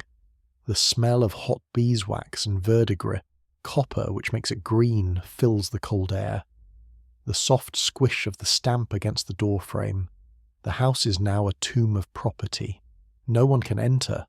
The grain in the barn belongs to the king. The tools belong to the king. The cat belongs to the king, unless it runs away. You watch the house sit empty. The weeds grow. The roof sags. It is a monument to bureaucratic reclaiming. But let's leave the empty house and go to the forest one last time. The drift of the forest. Once a year they drive the animals, but they also check the dogs. The expeditation again. We talked about the chisel, but let's look at the knotted rope. If you couldn't pay the fine to keep your Dog's claws. You had to hang your own dog. The sensory horror. You stand under the tree, you hold the rope. The dog looks at you. It trusts you. It wags its tail. The forester watches. The law, he says, no dog's capable of hunting. You do it. Or you pay a month's wages. Most people pay. They starve to save the dog. They sell their tools to save the dog. It was a test of humanity priced in silver. But let's move to a job that dealt with the ultimate price of health. The alchemist again. But the antimony, a metal, toxic, used as a medicine to purge the body. The perpetual pill, an antimony pill, a small ball of heavy metal. You swallowed it. It irritated your gut. It purged you violently.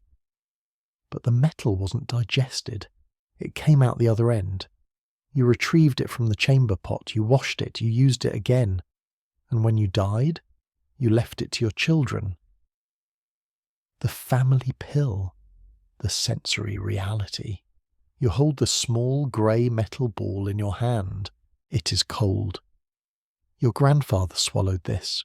Your father swallowed this. Now you swallow it. It is an heirloom of purgation, a reusable toxic bullet. It connects the generations through the digestive tract. But let's end this section with attacks that targeted the very end of the line. The Heriot again, but the Heriot of the body. In some serfdoms, if the peasant had no livestock, the lord didn't just walk away. He took the best chattel, the best object.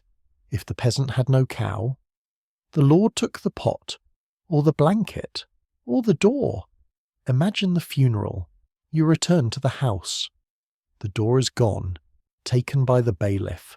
The wind blows through the open frame. The house is open to the world. The snow drifts onto the dirt floor. You have lost your father, and you have lost your privacy. And as you stand there, looking at the missing door, holding the perpetual pill, smelling the green wax of the esquita, and tasting the forbidden bacon fat, you realize the medieval world was a place where nothing was truly yours. Not your house, not your dog, not your digestion. But the night is deep. The curfew rings. You head home. You hang a blanket over the doorway to stop the draft. You enter your house. You sit in the dark. You're safe. Until tomorrow, when the Doomsday Book is opened and the final audit begins. Sleep well. The Doomsday Book. It sits on a heavy oak table in the centre of the village hall. It is bound in thick leather, reinforced with iron corners. It looks less like a book and more like a weapon. The king's commissioners stand over it. They are Normans. They speak a version of French you barely understand, but their tone is unmistakable. How many ploughs, they ask. How many oxen? How many pigs? The sensory reality of the Doomsday Survey is the interrogation. You stand before them, hat in hand. The scribe dips his quill. Scritch. He records your cow. He records your mill. He records the pond where you catch eels. Once it is written in the book, it is eternal. You cannot hide the cow next year. The book remembers. The villagers called it Doomsday because, like the Last Judgment, there was no appeal. The record was final. You walk away. You feel lighter, but not in a good way. You feel hollowed out. The king now owns the knowledge of everything you possess. But if the king demanded knowledge, the law demanded you stay defenseless. Let's talk about the sword. You're walking home from the survey. You pass a knight. He's riding a destrier. On his hip hangs a sword. It is beautiful. The scabbard is leather, tooled with gold. The hilt is silver. It is a symbol of power, of justice, of violence sanctioned by the state. You look at your own belt. You have a knife, a seax. It is a tool. You use it to cut bread. You use it to whittle wood. If you were caught carrying a sword, going armed, it was a crime. A peasant with a sword was a rebel. A lord with a sword was a protector. The sensory reality is the weight. You imagine holding the sword, the balance, the reach. But you know that if you touch it, you lose your hand. So you carry a bill hook. It is a farming tool, a curved blade on a pole used for cutting hedges. But in a fight, it can pull a knight off a horse. It is the weapon of the unweaponed. You carry your tool pretending it is just for hedges. The knight rides past pretending he protects you. You both know the truth. But if you couldn't fight like a noble, could you play like one? The game of dice. We mentioned the bowling tax, but dice? Dice were small, bone, ivory. The sensory detail is the rattle. You're in the tavern. It is late. You shake the cup. The dice clatter onto the table. Click, clack. You're gambling for pennies. But the sheriff enters. You sweep the dice into your pocket. Gambling is for gentlemen, the law says. It leads the poor to idleness. If a lord gambles away an estate, it is a tragedy of fortune. If you gamble away a shilling, it is a moral failing. You sit in silence, you drink your ale. The dice burn a hole in your pocket. You're stealing joy from the hours reserved for sleep. But let's leave the tavern and go to the schoolroom, or rather, the lack of one. Latin, the language of the law, the language of the church, the language of God. You speak English, or a dialect of it. Grunting, earthy, practical. You go to Mass. The priest turns his back to you. He speaks in low, rhythmic tones. Hoc est enim corpus meum. You don't know what it means. It sounds like magic. Hocus pocus. You want to learn. You want to read the book. But books are expensive, and teaching a serf to read. Dangerous. If you can read, you might read the laws. You might find the loopholes. You might read the Bible and realize the priest is lying about the tithe. The sensory experience of illiteracy is the blur. You look at a piece of parchment nailed to the church door. It is covered in black marks. You know it is important. It might be a new tax, it might be a war, but to you it is just shapes. You have to wait for the herald to shout it at you. You are deaf to the written word. But let's move to a law that targeted the very soil under your feet again. The warren. We talked about the rabbits, but the right of free warren.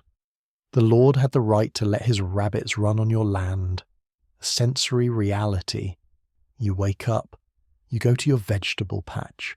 Your turnips are gone, eaten. You see the rabbits hopping away, white tails flashing. You cannot kill them. You have to build a fence, but the rabbits dig under it. You are feeding the Lord's livestock with your own starvation. But surely there was one thing you could do freely. Walk on the grass. Trespass. The concept didn't exist for the rich. They could ride across your field while hunting. They trampled your wheat. The hunt follows the stag, but if you walked across there. Park?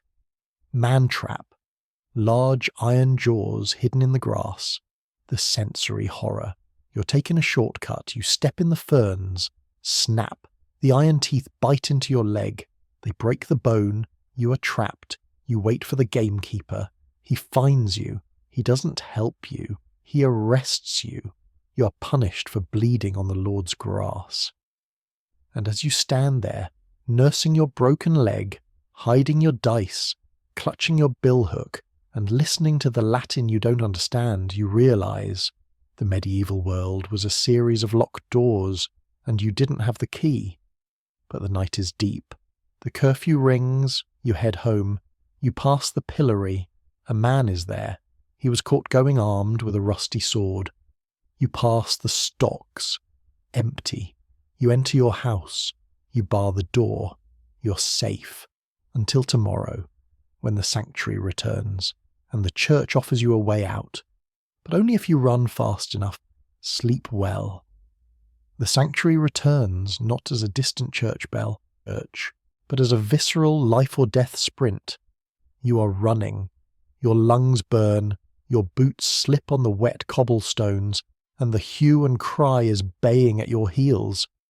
You have stolen a loaf of bread, or perhaps just looked at a nobleman the wrong way. It doesn't matter. The law is coming, and it has teeth. You see the church ahead. The heavy oak door is studded with iron nails.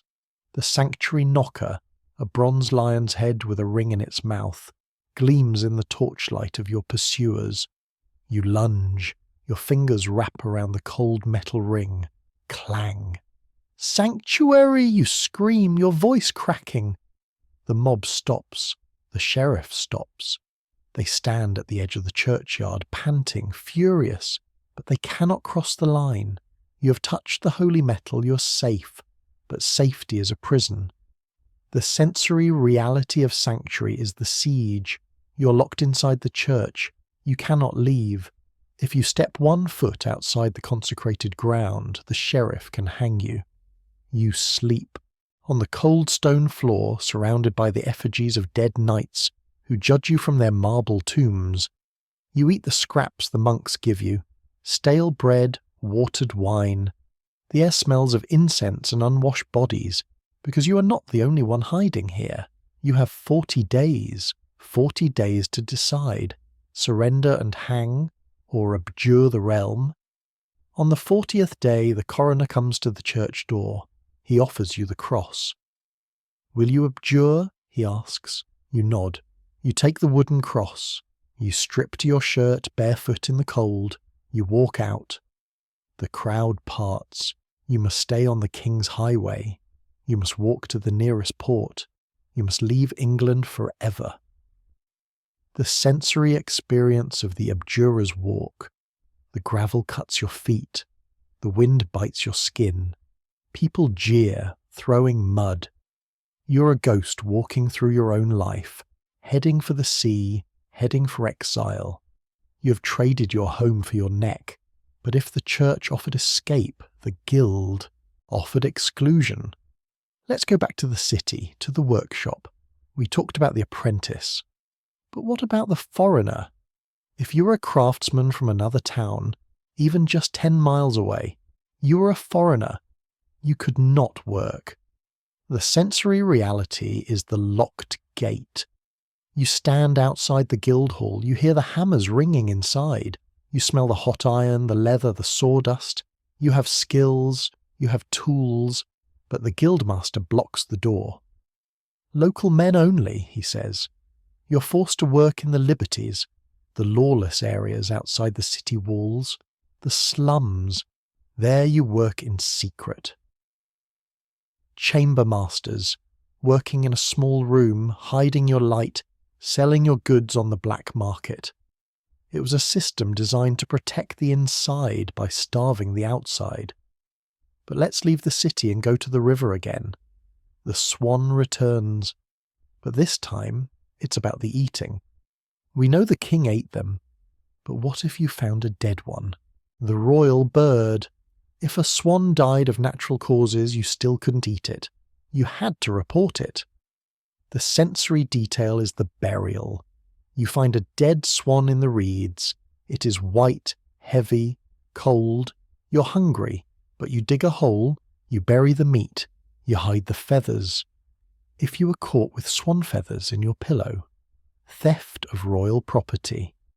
You sleep on straw because you are afraid of soft down. But the most bizarre law wasn't about birds, it was about buttons, the Button Act. In the 18th century, the button makers petitioned Parliament. They were losing money to cloth buttons, so the law said, "No man shall make, sell, or set on any clothes any buttons made of cloth, serge, drugget, frieze, camlet, or other stuffs. You had to wear metal buttons, or bone." The sensory reality is the click. You sit in church. You hear the click-clack of hundreds of metal buttons hitting the wooden pews. The soft silence of cloth buttons is illegal. The fashion of the nation was dictated by a lobby group. But let's move to a law that targeted the very air you breathed, if you were a witch. The pricking. We talked about the witch finder, but the swimming again. The sensory horror of the water, the cold, the rope. But what if you sank and drowned? Innocent. Your family could bury you in consecrated ground. It was a posthumous exoneration. She was innocent. She died. It highlights the terrifying logic. The system would rather kill you than let a witch live. But let's end this section with a law that targeted the very end of the day. The curfew, again. But the extinguishing, couvre-feu, cover fire. It wasn't just a bell. It was a metal lid, a curfew cover, a brass or iron lid you placed over your embers. The sensory detail is the suffocation. You place the lid. The glow of the fire vanishes. The smoke is trapped for a moment, then wisps out the sides. The heat dies instantly. You're sitting in the dark, cold room. The law has reached into your hearth and put out the light. And as you sit there, shivering, holding your wooden cross of abjuration, feeling the cold stone of the sanctuary floor, and hearing the click of your metal buttons, you realize the medieval world was a place where every exit was blocked, every fire was doused, and every comfort was regulated. But the night is deep. The watchman passes. You head home. You pass the pillory. A man is there. He wore a cloth button. You pass the stocks. Empty. You enter your house. You bar the door. You're safe. Until tomorrow, when the summoner comes back. And he has a black book. Sleep well. The summoner stands at your door with his black book. The leather binding is cracked, stained with ale and grease, smelling of the tavern where he likely spent the night. He opens it. The pages rustle, parchment made from the skin of a sheep you might have once sheared. You, he says, pointing a dirt-stained finger. You missed Mass. I was sick, you say. The law says you must attend, he replies. Act of uniformity. He writes a mark next to your name. A fine. 1 shilling. A week's wages. The sensory reality is the weight of the pen. You watch the ink flow onto the page. It is black, shiny, permanent. That small mark represents a hole in your roof you won't fix, a pair of shoes you won't buy, a meal you won't eat. He closes the book with a heavy thud, the sound of the law slamming shut. But the summoner isn't just checking attendance. He is checking morals. And your wife, he says, lowering his voice, she was seen wearing a silk ribbon. It was a gift, you protest. Sumptuary law, he says. Silk is for the gentry. Fined. You're paying for the crime of beauty. But let's leave the doorstep and go to the field again. The gleaning. We talked about it as a right. But what if the Lord said no? The gleaning bell. In some villages you couldn't start gleaning until the bell rang. The sensory experience is the wait. You stand at the edge of the field. The harvest is done. The wheat stalks lie on the ground. You are hungry. Your children are hungry. But the bell is silent. You watch the birds eat the grain. You watch the mice carry it away. You cannot step into the field. If you do, theft. Finally the bell rings. Clang. The stampede. The poor rush forward. They fight over the scraps. It was a race for calories, started by a signal from the church. But if the field was controlled, the river was owned. The mill dam again. But the fish trap. The Lord put traps in the weir. He caught the salmon. He caught the eels. But what if you put a trap in the stream on your own land? Nuisance. The sensory reality. The bailiff comes. He smashes your wicker trap. He breaks the sticks. He throws the fish back into the water. You're stealing the Lord's flow, he says. You're stealing the physics of the river. But let's move to a law that targeted the very words you spoke again. The slander, but specifically scandalum magnatum, slandering a great man, a peer of the realm. If you called a duke a fool, it wasn't just an insult, it was a crime against the state. The sensory detail is the silence. You're in the alehouse. You want to complain about the Duke. You want to say he is greedy. But you look around. Is there a spy? Is there a summoner? You swallow your anger. It tastes like bile. You drink your ale in silence. The law has colonized your conversation. But surely there was one thing you could do freely. Die? The suicide. Self-murder. If you took your own life, you were a felon. You couldn't be buried in the churchyard. They buried you at the crossroads, the sensory horror. They dig a hole in the middle of the road. They put the body in. They drive a stake through the heart. Why? To keep the ghost from walking. Traffic passes over your grave, carts, horses, feet. You are you, trampled for eternity. Your property, confiscated by the crown. Your family is left with nothing, not even a grave to visit. It was a punishment that extended beyond death. But let's end this section with a law that targeted the very hair on your head. The beard tax again, but the tonsure. If you were a monk, you had to shave the top of your head. But if you were a peasant, the bowl cut. You put a bowl on your head. You cut around it. Why? Because long hair was for nobles. If you grew your hair long, vanity, pride. The sensory reality is the draft. The wind hits your neck, your ears are cold. You look like a mushroom. You're visually branded as a labourer. And as you stand there, rubbing your cold neck, listening to the gleaning bell, watching the stake being driven into the crossroads, and smelling the summoner's garlic breath, you realise the medieval world was a place where your body, your words, and your death belong to the state. But the night is deep. The curfew rings. You head home. You pass the pillory. A man is there. He spoke against the Duke. His ears are nailed to the wood. You pass the stocks, empty. You enter your house. You bar the door. You're safe. Until tomorrow, when the salt runs out again, and the gabalus are waiting. Sleep well. The salt is gone. You're scraping the bottom of the barrel again. The gabalus are waiting. But today, you decide to risk it. You're going to the coast, not to gather kelp, but to meet a boat. A smuggler's boat. The moonlight run. The sensory reality of smuggling is silence. You're on the beach at midnight. The waves are a soft hush-hush against the shingle. You see a light flash twice out at sea. A small boat rows in. Men jump out. They are carrying barrels, not of salt this time, but of brandy, or tea, or a lace. You grab a barrel. It is heavy. You run up the beach, your boots slipping in the sand. You hide it in a cave, but you are not safe. The preventative men. The customs officers.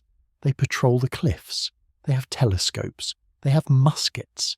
If they catch you, they seize the brandy. They seize the boat. They seize you. But here is the twist. Sometimes they seize the goods and sell them back to you at an auction. It was a circular economy of crime. The smuggler brings it in. The officer seizes it. The officer sells it. The smuggler buys it back, cheaper than the tax. Everyone wins except the king. But if the coast was a battleground, the forest was a trap. The verderer, the judicial officer of the king's forest. We talked about the vert and venison, but what about the assize of the forest? Every 3 years the verderers held a special court. They checked everything. Did you cut a branch? Did your pig eat an acorn? Did you walk on the grass? The sensory experience is the audit of nature. You stand in the clearing. The verderers are dressed in green. They have books. They have measured the trees. They know exactly how many deer should be there. One deer missing, they say. They look at you. Prove it wasn't you. You cannot prove a negative. You pay a fine. It was a tax on proximity to wildlife. But let's leave the woods and go to the sewer again. We talked about the gong farmer. But what about the scavenger's rate for the street? In London, householders were responsible for paving the street in front of their house. But if your neighbour didn't pave his section, you had a gap, the sensory reality. You walk down the street, smooth stone, mud pit, smooth stone. You trip, you fall in the mud, you sue your neighbour, the nuisance court. You stand before the magistrate, you show him your muddy coat. He didn't pave, you say. Fined, the magistrate says. But the fine goes to the city, not to you. You're still muddy. The city is richer. It was a system that profited from neighbourly disputes, but the most invasive tax was the one on your own body's warmth, the bedding tax. In some military occupations, soldiers would requisition bedding. They would come into your house. We need blankets for the troops. They take your wool blanket. They take your feather bed. You're left sleeping on straw. The sensory reality is the shiver. It is winter. You have no covers. You huddle with your children. You use your coats. You're freezing so the king's soldiers can be warm. But let's end this section with a tax that sounds like a joke but wasn't. The beard token again, but specifically the policing of it. In Russia, under Peter the Great, there were beard police at the city gates. But what if you couldn't grow a beard? What if you were a boy? Or a woman? You were exempt. But if you were a man who shaved, you were suspected of being a westernizer, a revolutionary, the sensory irony. You're clean-shaven. You look modern. But the old men in the village look at you with suspicion. He has no beard, they whisper. He has no soul. It was a tax on tradition.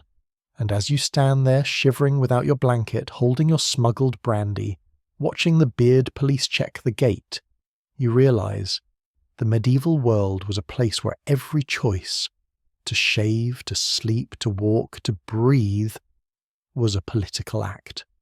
But the night is deep. The smugglers have gone. The verderers are asleep. You head home. You pass the gibbet. The body is gone, fallen down. You pass the stocks, empty. You enter your house. You lock the door. You're safe until tomorrow, when the window peeper brings a measuring tape and he wants to measure your door. Sleep well. The window peeper has brought a measuring tape, but today he isn't interested in the glass. He's interested in the door. He's checking the width. Welcome to the door tax. In late 17th and 18th century Europe, specifically in France and England, the government taxed entrances. A large door meant a large house. A large house meant a rich owner. But the rich owner was stingy, so he built the wicket door. To avoid paying the tax on a large impressive carriage gate, people kept the big doors locked and bolted shut. They cut a tiny human-sized door inside the larger wood. This allowed you to say to the taxman, "I am not using the big door, I am using the small door. Lower tax bracket, please." The sensory reality is the stoop. You're a tall man. To enter your own house, you have to bow. You have to lift your leg over the high threshold, the bottom frame of the big door that wasn't removed. You scrape your head on the lintel. You're performing a physical act of submission every time you go home. The architecture forces you to hunch. But if the door was a negotiation, the laundry was a battlefield of chemistry. The starch tax. In the Elizabethan era, stiffness was next to godliness. The ruff, that giant wheel-like collar of lace, required immense amounts of starch to stay upright. Starch was made from wheat, but in times of famine, using wheat to stiffen a collar while the poor starved was seen as a sin. So the government taxed starch heavily. The result? The floppy collar. The magnificent stiff ruffs disappeared. They were replaced by soft falling linen collars, the Van Dyck look. The sensory change was tactile. The scratchy stiff lace that chafed your neck was gone. The soft linen lay against the skin. Fashion relaxed. Not because people wanted to be comfortable, but because they couldn't afford to be stiff. The tax code literally changed the posture of a nation. But if the collar was soft, the hair was dusty. The hair powder tax. In 1795, the British government decided that vanity was a taxable asset. Hair powder, made of starch and perfume, was essential for the upper classes and their servants to maintain the white-wigged look. The tax was 1 guinea per year. A huge sum. The result? The guinea pigtail. Only the rich could afford to keep wearing their hair powdered and tied back. The poor and the thrifty rich stopped powdering. They cut their hair short. The crop haircut became fashionable, not because it looked better, but because it was tax-free. The sensory change in society was visual and olfactory. The courts became darker as the white wigs vanished. The smell of lavender and starch faded, replaced by the smell of, well, just hair. The tax code killed the wig industry overnight. But let's leave the dressing room and go to the cellar. The glass tax again, but specifically the bottle tax. Glass bottles were taxed by weight. The heavier the glass, the higher the tax. So wine merchants stopped using clear, refined bottles. They used black glass. Thick, heavy, opaque glass made from the cheapest materials because, oddly, the tax on common metal glass was lower than flint glass. But they couldn't see what was inside. The sensory reality is the mystery pour. You are in a tavern. The serving girl brings a heavy dark bottle. You pour. The wine comes out. Is it red? Is it white? Is there sediment? Is there a cork floating in it?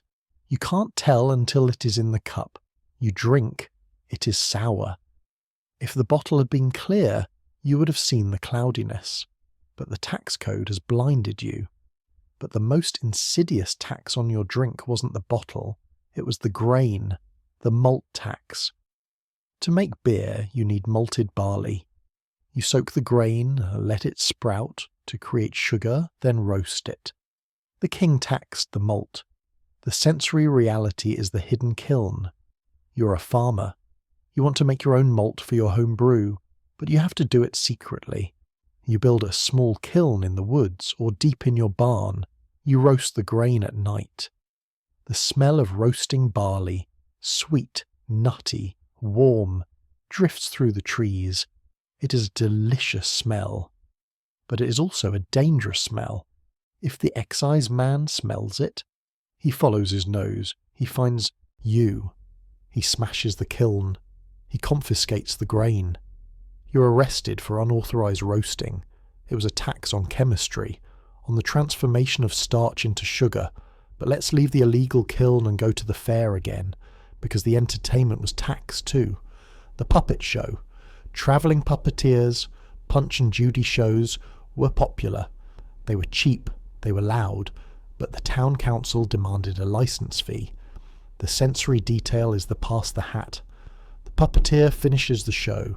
Mr. Punch has beaten the devil. The crowd laughs. The puppeteer comes around with a hat.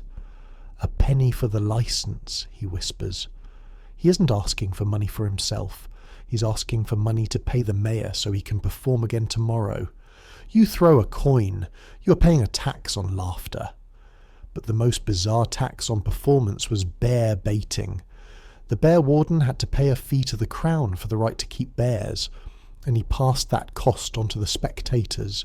The sensory horror. The bear pit. The smell of sawdust, blood and animal fear. The dogs barking, the bear roaring. You pay to watch suffering, and the king takes a cut. It was a monetization of cruelty. But let's end this section with a tax that targeted the very soil of the grave. The chantry. Rich people would pay the church to build a small chapel, a chantry, where a priest would sing masses for their souls forever. A perpetual chant. But King Henry VIII and his son Edward VI dissolved the chantries. They seized the endowments. They took the money. The sensory reality is the silence. You enter the cathedral. You see the side chapels. They are empty. The candles are unlit. The priests are gone. The perpetual song of prayer has stopped. Why? Because the king wanted the gold. He nationalized the afterlife. And as you stand there in the silent chapel, smelling the cold stone, listening to the lack of chanting, holding your opaque bottle of sour wine, wearing your unpowdered hair, you realize the medieval world was a place where nothing was sacred. Not the dead, not the living, not the beer. But the night is coming. The watch is lighting the braziers at the gates. You head home. You pass the pillory. A man is there, covered in rotten eggs. He sold light bread. You enter your house. You lock the wicket door, ducking your head. You're safe until tomorrow, when the salt runs out again, and the gabalus are waiting. Sleep well. The salt box is empty. You scrape your fingernails against the rough wood of the bottom, gathering a few stray white crystals. They are precious. They are more valuable than the iron pot they sit next to. You need salt. Your body craves it. Your soup tastes like hot water and sadness without it. Your meat will rot without it, but you cannot just buy it. You have to face the gabalus. The gabelle, the French salt tax, was not just a financial burden. It was a military occupation of the kitchen. The gabalus were the tax police. They were armed. They were hated. And they had the right to enter your home at any time to search for faux sel, full salt that hadn't been taxed. The sensory reality of a visit from the gabalus is the tasting. You're cooking dinner. The door bursts open. 3 men in uniforms enter. They don't look at you. They look at your pot. One of them dips a ladle into your soup. He sips. "Salty," he says accusingly. "I bought the salt from the king's warehouse," you cry. "Show me the receipt," he demands, "and show me the pot." He checks the level of salt in your mandatory storage jar. If you have too much left, you didn't use your quota, fined. If you have too little, you bought illegal salt, fined. He searches the house. He pokes his bayonet into your mattress. He looks in the ashes of the hearth. He checks the pockets of your children. It is a violation of the domestic sphere so total that it leaves you shaking. But if you tried to smuggle salt, to buy it cheap in Brittany, where there was no tax, and bring it to Anjou, where the tax was high, you became a faux saunier, a false salter. The sensory experience of the smuggler is the chafe. You're walking through the woods at night. You have a bag of salt strapped to your chest under your shirt. The salt absorbs your sweat. It becomes damp. The brine leaks out. It rubs your skin raw. You are burned by the very commodity you are trying to save. If they catch you, the galleys. We mentioned them before, but let's look at the branding. Before they send you to the ships, they mark you. The executioner heats an iron. It is shaped like the fleur-de-lis, or the letters GAL, sizzle, the smell of burning skin, the permanence of the scar. You're marked as property of the state's vengeance. You're sent to the Mediterranean. You row until you die.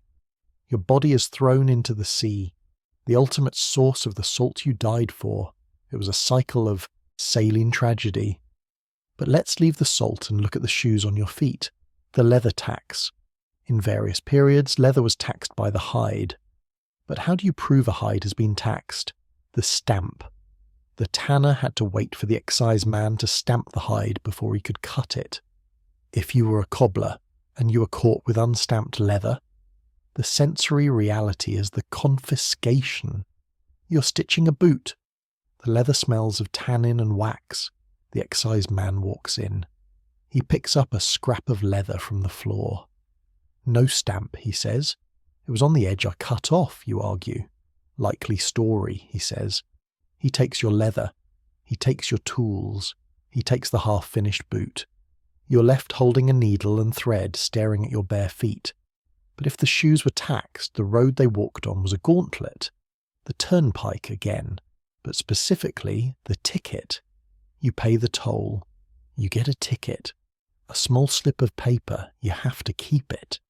If you lose it before the next gate, you pay again. The sensory detail is the clutch. You're riding in the rain. You're holding the tiny wet piece of paper in your hand. You're terrified of dropping it. It is dissolving in your grip. You're guarding a receipt with your life. But let's look at a tax that targeted the very air you breathed if you were dead. The burial tax. Again, but the registration of it. In 1783, Britain taxed the entry of a death in the register. So the poor stopped registering deaths. They buried their dead in unconsecrated ground, in the woods, in the garden. The sensory reality is the secret grave. It is midnight. You're digging a hole behind the barn. You're burying your infant child. You cannot afford the tax. You cannot afford the priest. You fill in the earth. You stomp it down. You cover it with straw so the neighbours don't see. You're denying your child a name in the book of history to save 3 pence. It is the ultimate, a Russia. But let's end this section with a tax that sounds like a joke, but caused a war. The Stamp Act, American version. We know the story: tea, taxes, revolution. But the sensory reality of the Stamp Act wasn't just tea. It was dice. It was cards. It was calendars. Everything you touched had a stamp on it. You pick up a newspaper, stamp. You pick up a diploma, stamp. You pick up a will, stamp. It was a visual plague. The king's crown was stamped on every interaction you had with the world. And the colonists looked at the stamps, and they looked at the harbour, and they decided that tea tastes better with salt water than with taxes. And as you stand there, watching the tea crates float in the harbour, smelling the salt air, taxed, wearing your stamped leather shoes, holding your stamped newspaper, you realise the breaking point isn't hunger, it isn't cold, it is the annoyance. It is the sheer, grinding, repetitive annoyance of being asked for a penny every time you try to live. But the night is deep. The Gabalists have gone back to their barracks to eat their salty soup. You are safe until tomorrow, when the hearth money man comes back, and he has a list. The hearth money man has a list, but the sheriff has a stone. We have talked about paying with money. We have talked about paying with labour. We have talked about paying with dignity. But there is one tax avoidance strategy that requires paying with your life in the most agonizing way possible to save your children's inheritance. The peine forte et dure, the strong and hard punishment. Here is the legal trap. If you were accused of a felony, like theft or murder, and you were tried and found guilty, the king confiscated all your property. Your family was left destitute. The land, the house, the cows, all gone to the crown. But you could only be tried if you entered a plea. Guilty or not guilty, if you refused to speak, if you stood silent, the trial could not start. You could not be convicted. Your property could not be seized. So brave men, fathers thinking of their starving children, chose the mute of malice. They refused to speak. The law's response was the press. The sensory reality is the weight. You're taken to the dungeon. You're laid on your back on the cold stone floor. A sharp stone or a piece of timber is placed under your spine. Then they place a board on your chest, and then they add the weights: iron, stone, lead. Will you plead? The sheriff asks. You stare at the damp ceiling. You clamp your jaw shut. You think of your son. If you speak, he loses the farm. If you stay silent, he keeps it. They add more weight. Your ribs crack, snap. The sound is loud in the small echoing room. Your breath comes in shallow whistling gasps. Your eyes bulge from the pressure. They give you bad bread and stagnant water on alternate days, just to keep you alive longer to suffer. Plead, the sheriff shouts. You shake your head. You are dying. But you are dying a landowner. It was the ultimate sacrifice, a man allowing himself to be crushed to death by the weight of the law, just to ensure the taxman didn't get his estate. It is a tax loophole made of bone and iron. But let's leave the dungeon and go to the very edge of the jurisdiction, to the chase, the infang thief and outfang thief. These sound like fantasy monsters, but they were feudal rights granted to a lord. Infang thief meant the lord had the right to hang a thief caught inside his territory. Outfang thief meant he could go outside his territory, catch a thief, bring him back, and hang him. Why did the lord want this right? Because he loved justice? No. Because he got the thief's stuff, the chattels. If the king sheriff caught the thief, the king got the boots, the cloak, and the stolen coin. If the lord caught him, the lord got the boots. So, there was a race. The sensory experience is the pursuit. You are the thief. You have stolen a silver cup. You're running through the woods. Behind you, you hear two groups of horses. One is the sheriff. One is the lord's bailiff. They aren't racing to bring you to justice. They are racing to see who gets your clothes. You're a piñata of assets, and they are the children with the sticks. But let's look at a tax that targeted the very structure of the market again. The weight of the world. The beam. The king's beam. We talked about the tron for wool, but the beam was for avoirdupois goods, heavy goods, lead, wax, spices. The king demanded that all heavy goods be weighed on his beam in London, even if you were selling them in Bristol. You had to transport your goods hundreds of miles just to have them weighed, taxed, and then transported back. The sensory reality is the ruts, the wheels of your cart grinding into the mud, the oxen exhausting themselves. You're moving tons of lead across the country for no reason, other than bureaucratic centralisation. The roads are ruined by the weight. The cost of lead goes up. The roof of the church stays unrepaired because the lead is too expensive. It was a tax on logistics. But surely the king couldn't tax the water you drank. The conduit. In London, water was brought in by wooden pipes, conduits. It was a public service. But the water bearers, men who carried water to houses, formed a guild. They charged a monopoly price, and the city charged the guild. The sensory experience is the bucket. You are thirsty. You go to the conduit. The water bearer blocks your way. He's strong, wet, smelling of river mud. He carries a massive wooden tankard called a cob on his shoulder. 2p a tankard, he says. I can carry it myself, you say. Against the rules, he says. Union labour. You pay him to carry water 10 feet. It was a tax on hydration, but the most subtle tax was the one on usury. Lending money at interest was a sin. It was illegal for Christians, but people needed loans. Kings needed loans. Peasants needed loans to buy seed corn. So they allowed Jewish lenders, before the expulsion, or Italian bankers, after, to lend money. But the king taxed the lenders heavily, so the lenders raised the interest rates. You, the peasant borrowing money, paid 40% interest. Why? Because the king took 20% off the top. The sensory reality is the notch. You watch the moneylender carve the notch into the tally stick. It is deep. It cuts through the wood. 40%, he says, the king's share. You're paying the king for the permission to be in debt, and as you stand there, holding the split tally stick, feeling the weight of the press on your chest, metaphorically, hopefully, listening to the race of the sheriff and the bailiff, smelling the stagnant water of the conduit, you realise the medieval world was a place where every exit was a toll booth. But the night is almost over. The passing bell has stopped ringing. The curfew is lifted. There is one final tax, the one that waits at the very end of time, the Doomsday Book. Not a tax, but a survey. William the Conqueror wanted to know exactly what he owned.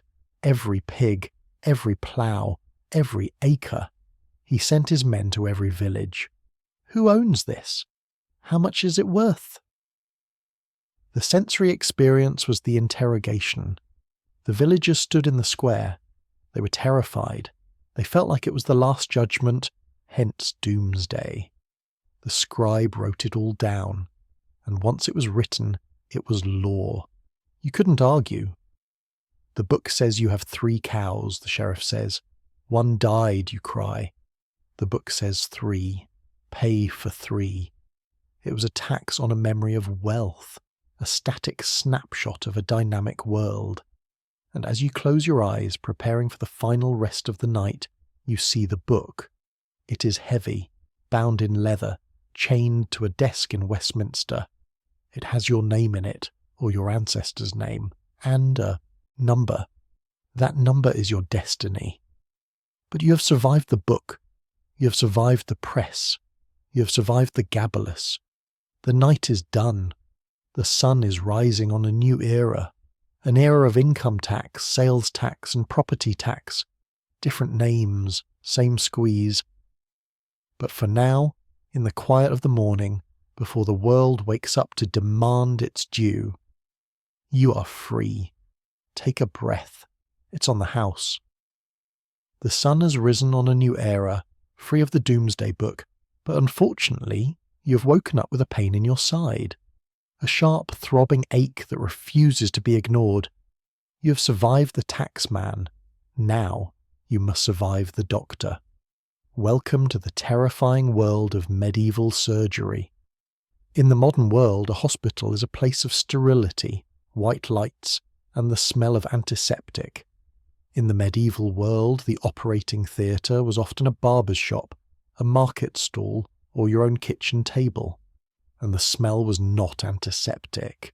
It was old blood, sawdust, and dust. Vinegar. You walk to the barber surgeon. He's standing in his doorway, sharpening a blade on a leather strop. Swing, swing. The sound sets your teeth on edge. He wears a stained apron. He does not wash his hands. Why would he? Germs are a theory for the future. He believes in laudable puss. You sit in the wooden chair, you point to your side. The stone, he says, nodding sagely. Bladder stone. It is a common ailment in a world of bad diets, but the cure is the lithotomy. The sensory reality of this procedure is a nightmare of vulnerability. There is no anesthesia. Perhaps a cup of dwale, a mixture of hemlock, opium and bile, if you are rich. If you are poor, you get a piece of leather to bite. 4 strong men hold you down. They strap your legs high in the air. The surgeon produces a sound, a metal rod. He inserts it. Clink. He hits the stone inside you. The sound vibrates through your pelvis. Found it, he says. He picks up the knife, the sensory horror. You feel the cut. You feel the metal forceps entering your body. You feel the grinding as he crushes the stone or pulls it out whole. You scream. The barber shouts over you. Hold him still! He pulls out a jagged yellow rock the size of a walnut. He drops it in a metal bowl. Clang. Cured, he says. He packs the wound with moss. He doesn't stitch it. He believes it must purge. You're carried home. You're bleeding. You're in shock. But the stone is gone. You have survived the knife. But what if the pain wasn't in your body? What if it was in your head? Trepanation. If you had migraines, epilepsy, or melancholy, the doctor might decide that the humours were trapped in your skull. They needed a vent. He brings a drill. A trephine. It looks like a corkscrew. The sensory experience is the grind. You're awake. You're held down. The doctor places the point against your forehead. He turns the handle. You hear the sound of the drill biting into your own bone. It is a dry crunching sound that echoes inside your head. You smell the bone dust, chalky and burnt. He removes a round plug of skull. The pressure is released, he says. The demons can fly out. He covers the hole with a piece of flattened gold or a patch of skin. You now have a window in your head. Amazingly, people survived this. The bone healed. But the headache? That usually stayed. But let's leave the surgery and go to the apothecary, the pharmacist. He has jars of ceramic and glass. He has drawers of dried herbs. But his most expensive ingredient isn't a plant, it is a corpse. Mumia. Ground up Egyptian mummy. We mention the trade, but the consumption is a sensory reality. You have a bruise or a cough. The apothecary gives you a pinch of brown powder. Ancient king, he says, very potent. You mix it with wine. You drink it. It tastes of dust, bitumen, and spices that were harvested 2,000 years ago. It is gritty between your teeth. You are a cannibal of history. You're eating the past to cure the present. But if you couldn't afford a mummy, you used moss from a skull. Usnea crani humani. Moss that grew on the skull of a hanged man. The logic: the man died violently, so his vital spirits were trapped in his head. The moss absorbed them. You scrape the moss, you snort it. It smells of damp bone and rain. It makes you sneeze. You're inhaling the vitality of a criminal. But let's move from the dead to the very much alive. The cupping glass. The doctor wants to draw the bad humours to the surface. He heats a glass cup over a candle. The air inside expands.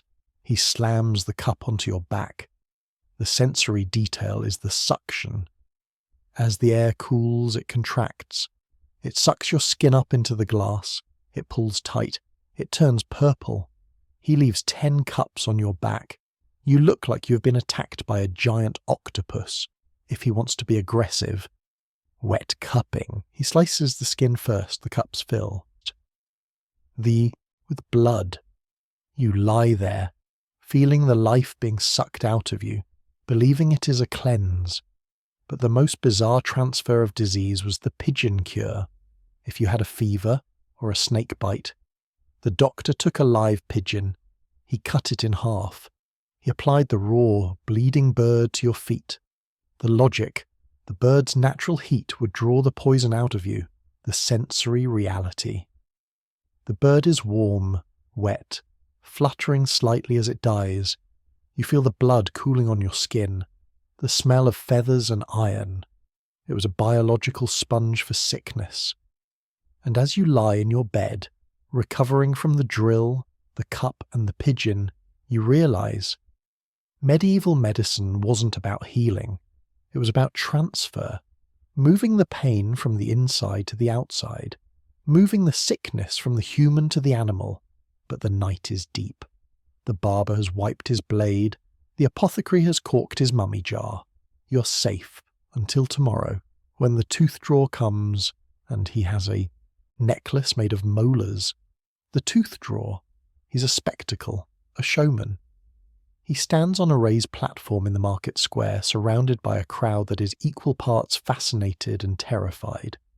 He wears a necklace of human teeth, a rattling garland of his victim's molars. You approach him. Your jaw is throbbing. The worm is active. He doesn't use anesthesia.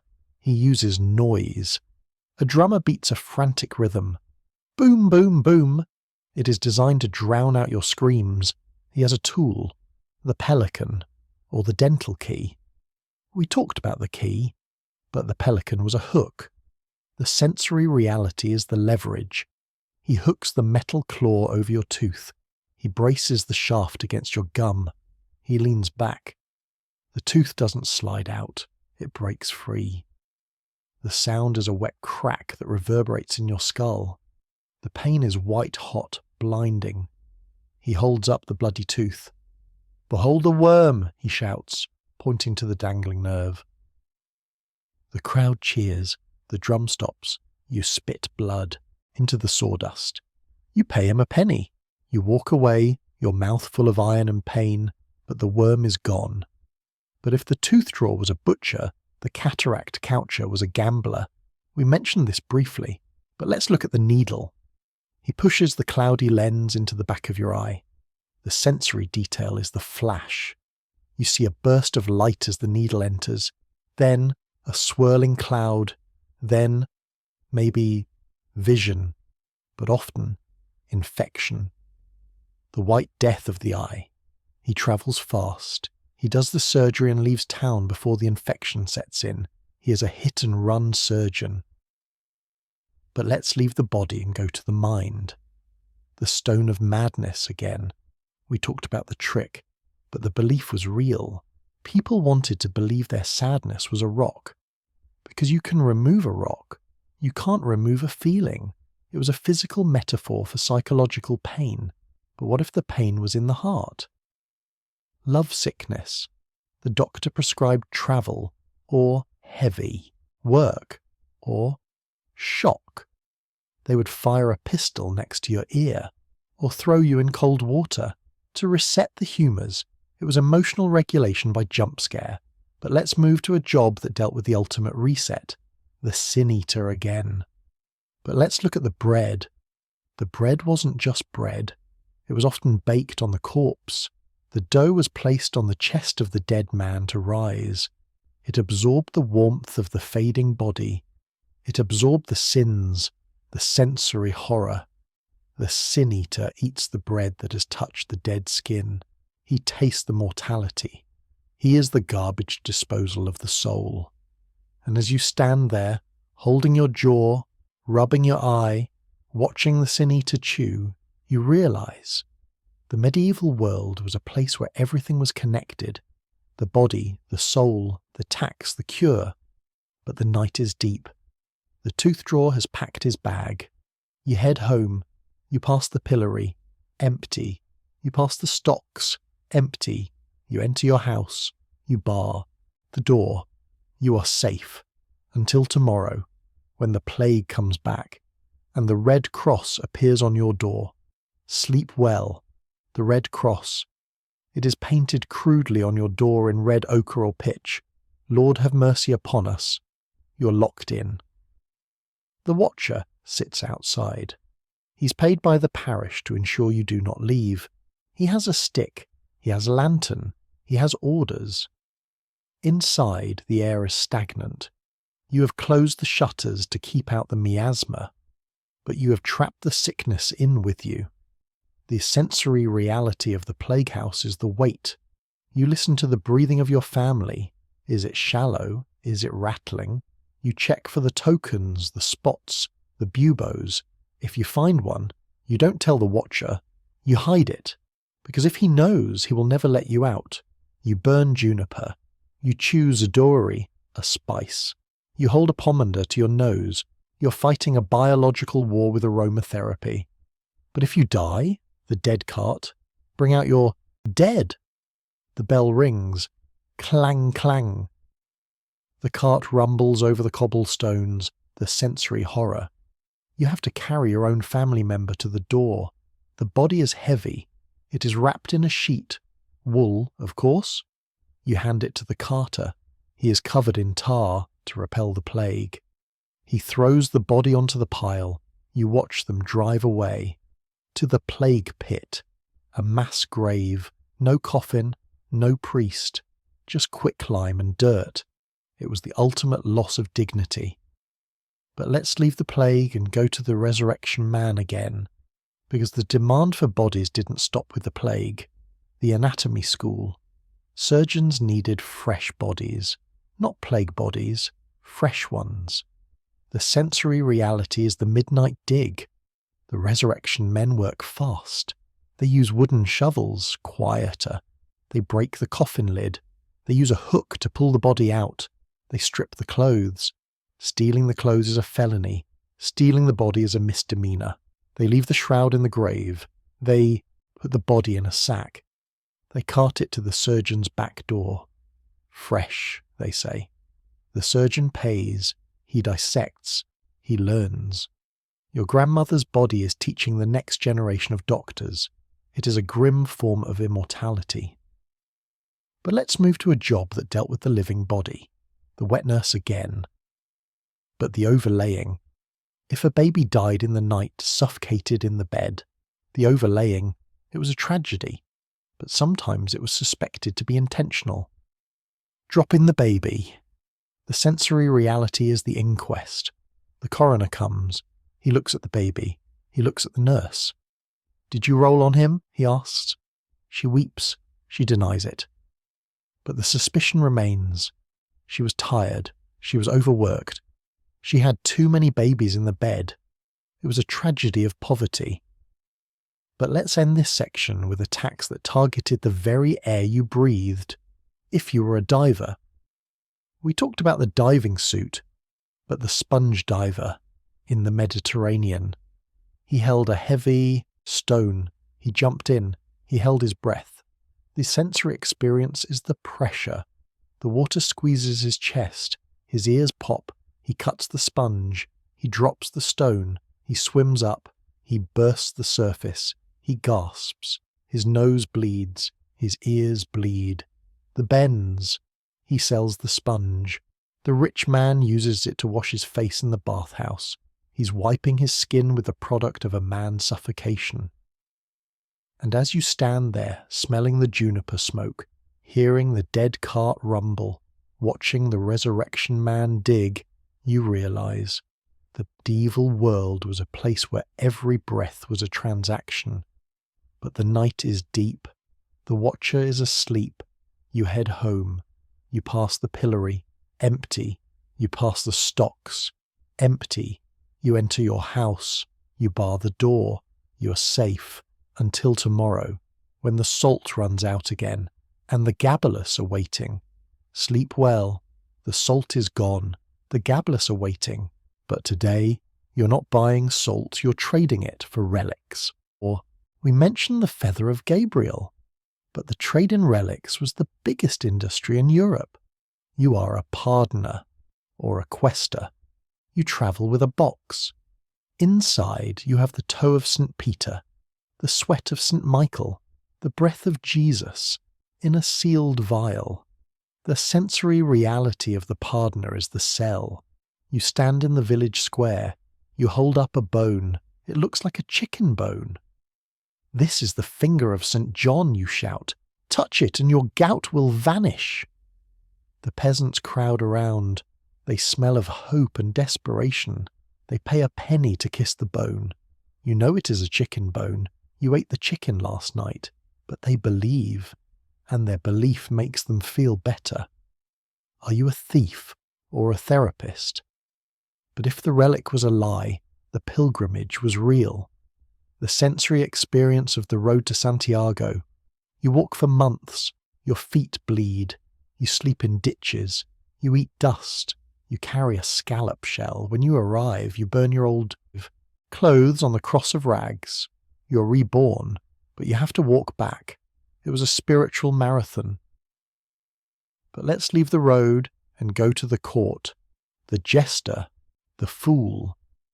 He was the only man allowed to tell the truth to the king. But he had to be funny.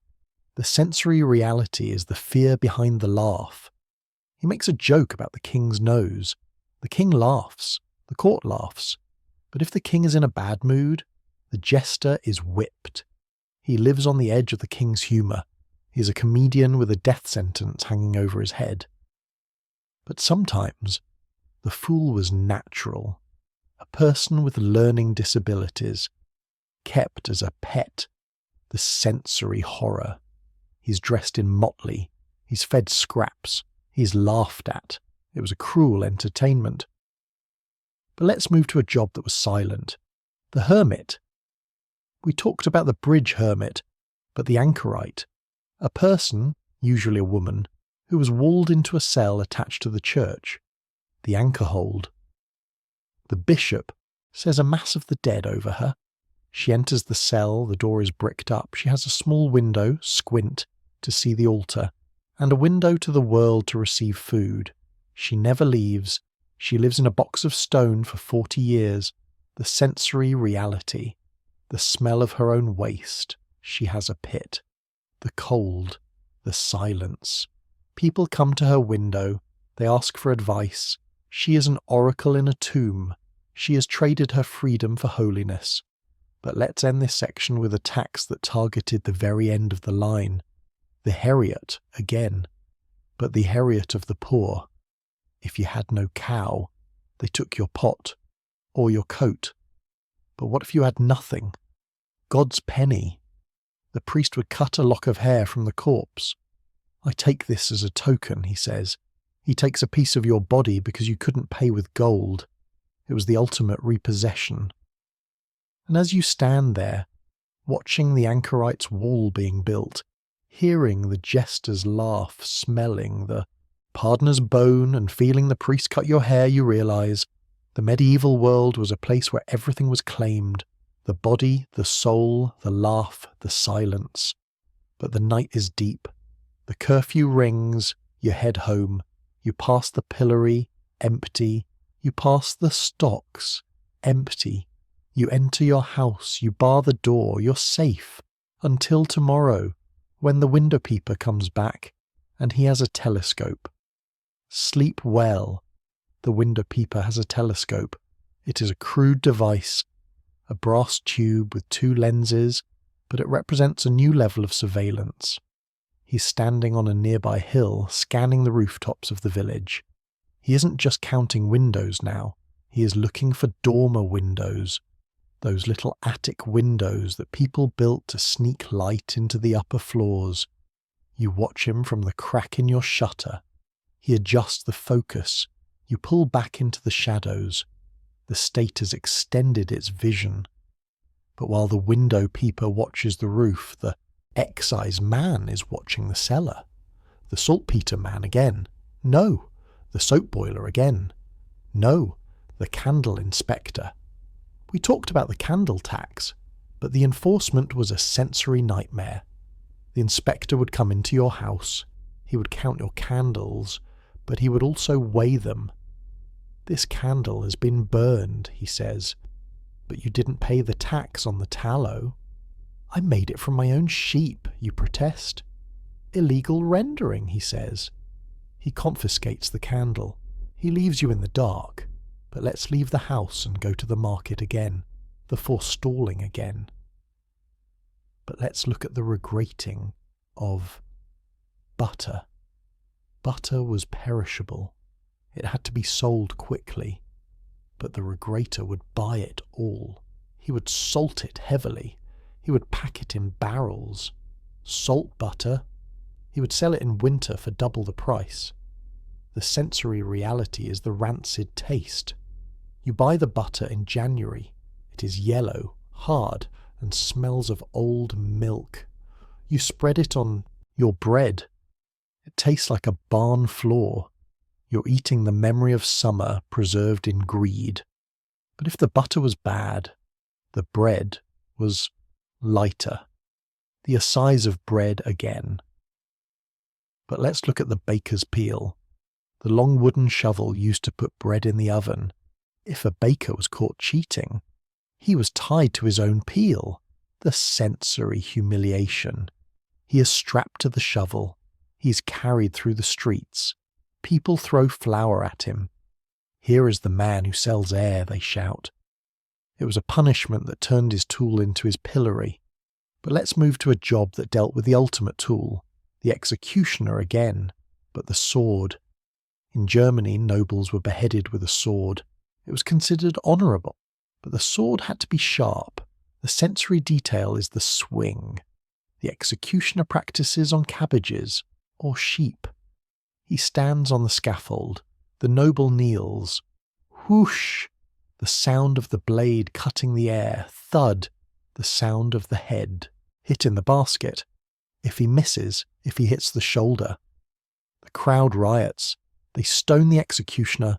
He is a performer. His stage is the scaffold. His review is survival. But let's end this section with a tax that targeted the very soil of the grave again. The grave wax. Adiposaire. In certain soil conditions, body fat turns into a soapy, waxy substance. Grave robbers would harvest it to make candles. Corpse candles. They believed these candles had magical powers. They could make you invisible or find treasure. The sensory horror. You light a candle. It smells sweet, cloying, like rotting lilies.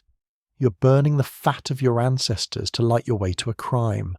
It was the ultimate recycling of the human form.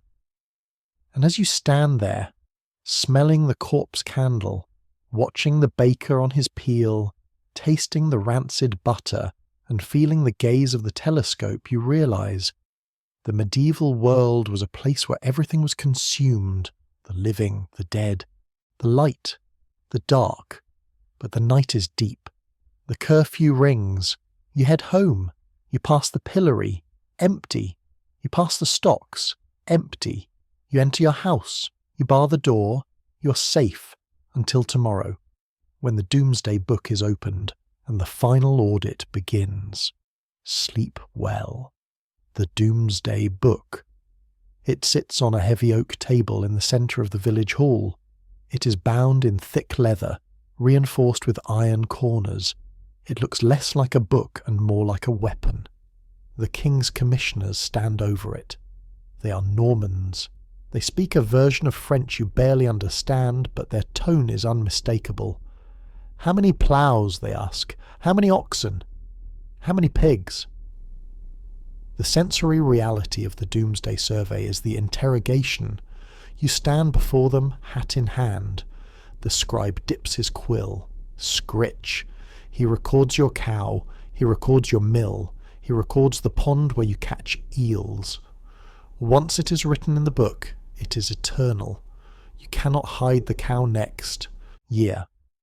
The book remembers. The villagers called it Doomsday because, like the Last Judgment, there was no appeal. The record was final. You walk away. You feel lighter, but not in a good way. You feel hollowed out. The king now owns the knowledge of everything you possess. But if the king demanded knowledge, his court demanded dinner. The right of purveyance. The king is travelling. He is bringing his court. 500 people, the king's takers, ride ahead. They enter your village. We need wheat, they say. We need ale. We need carts.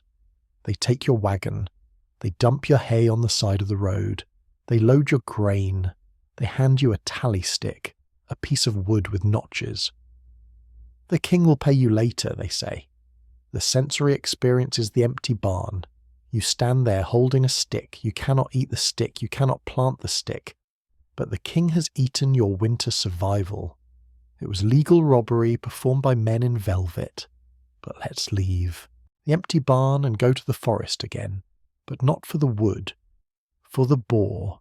The wild boar. A monster of the woods. 300 pounds of muscle and rage with tusks that can rip a man open. Hunting it was the sport of kings. The sensory reality of the boar hunt is the thunder. You hear the horses, the dogs, the horn. Blood! The boar bursts from the undergrowth. It is black, bristly, terrifying. It smells of musk and old earth. The king strikes it with a spear. If you killed a boar, even in self-defence, you were interfering with the royal game. You had to let the monster trample your garden. You had to let it root up your turnips, because its life was worth more than your livelihood. But if you couldn't eat the boar, could you eat the swan? The royal bird? All mute swans belong to the crown. We talked about the marking. But the eating? Roasted swan. The bird was skinned, roasted. Then the skin with feathers was put back on. It was served, looking like it was about to fly. The sensory detail is the gold beak. They gilded the beak with gold leaf. The meat was dark, oily, fishy. It tasted of the river mud, but the king ate it, because it was rare. You, the peasant, ate rook pie. You climbed the trees. You stole the baby crows from the nests. You baked them. They tasted of bitterness, but they were free. But let's move to a job that dealt with the ultimate luxury. The sugar baker. Sugar was new, expensive. White gold. The sugar baker worked in a hot room. He boiled the cane juice, he poured it into conical moulds. Sugar loaves. The sensory experience is the sticky heat. The air smells of caramel and burning. The floor is sticky. The walls are sticky. He refines the sugar with bull's blood. To clarify the syrup, they added blood.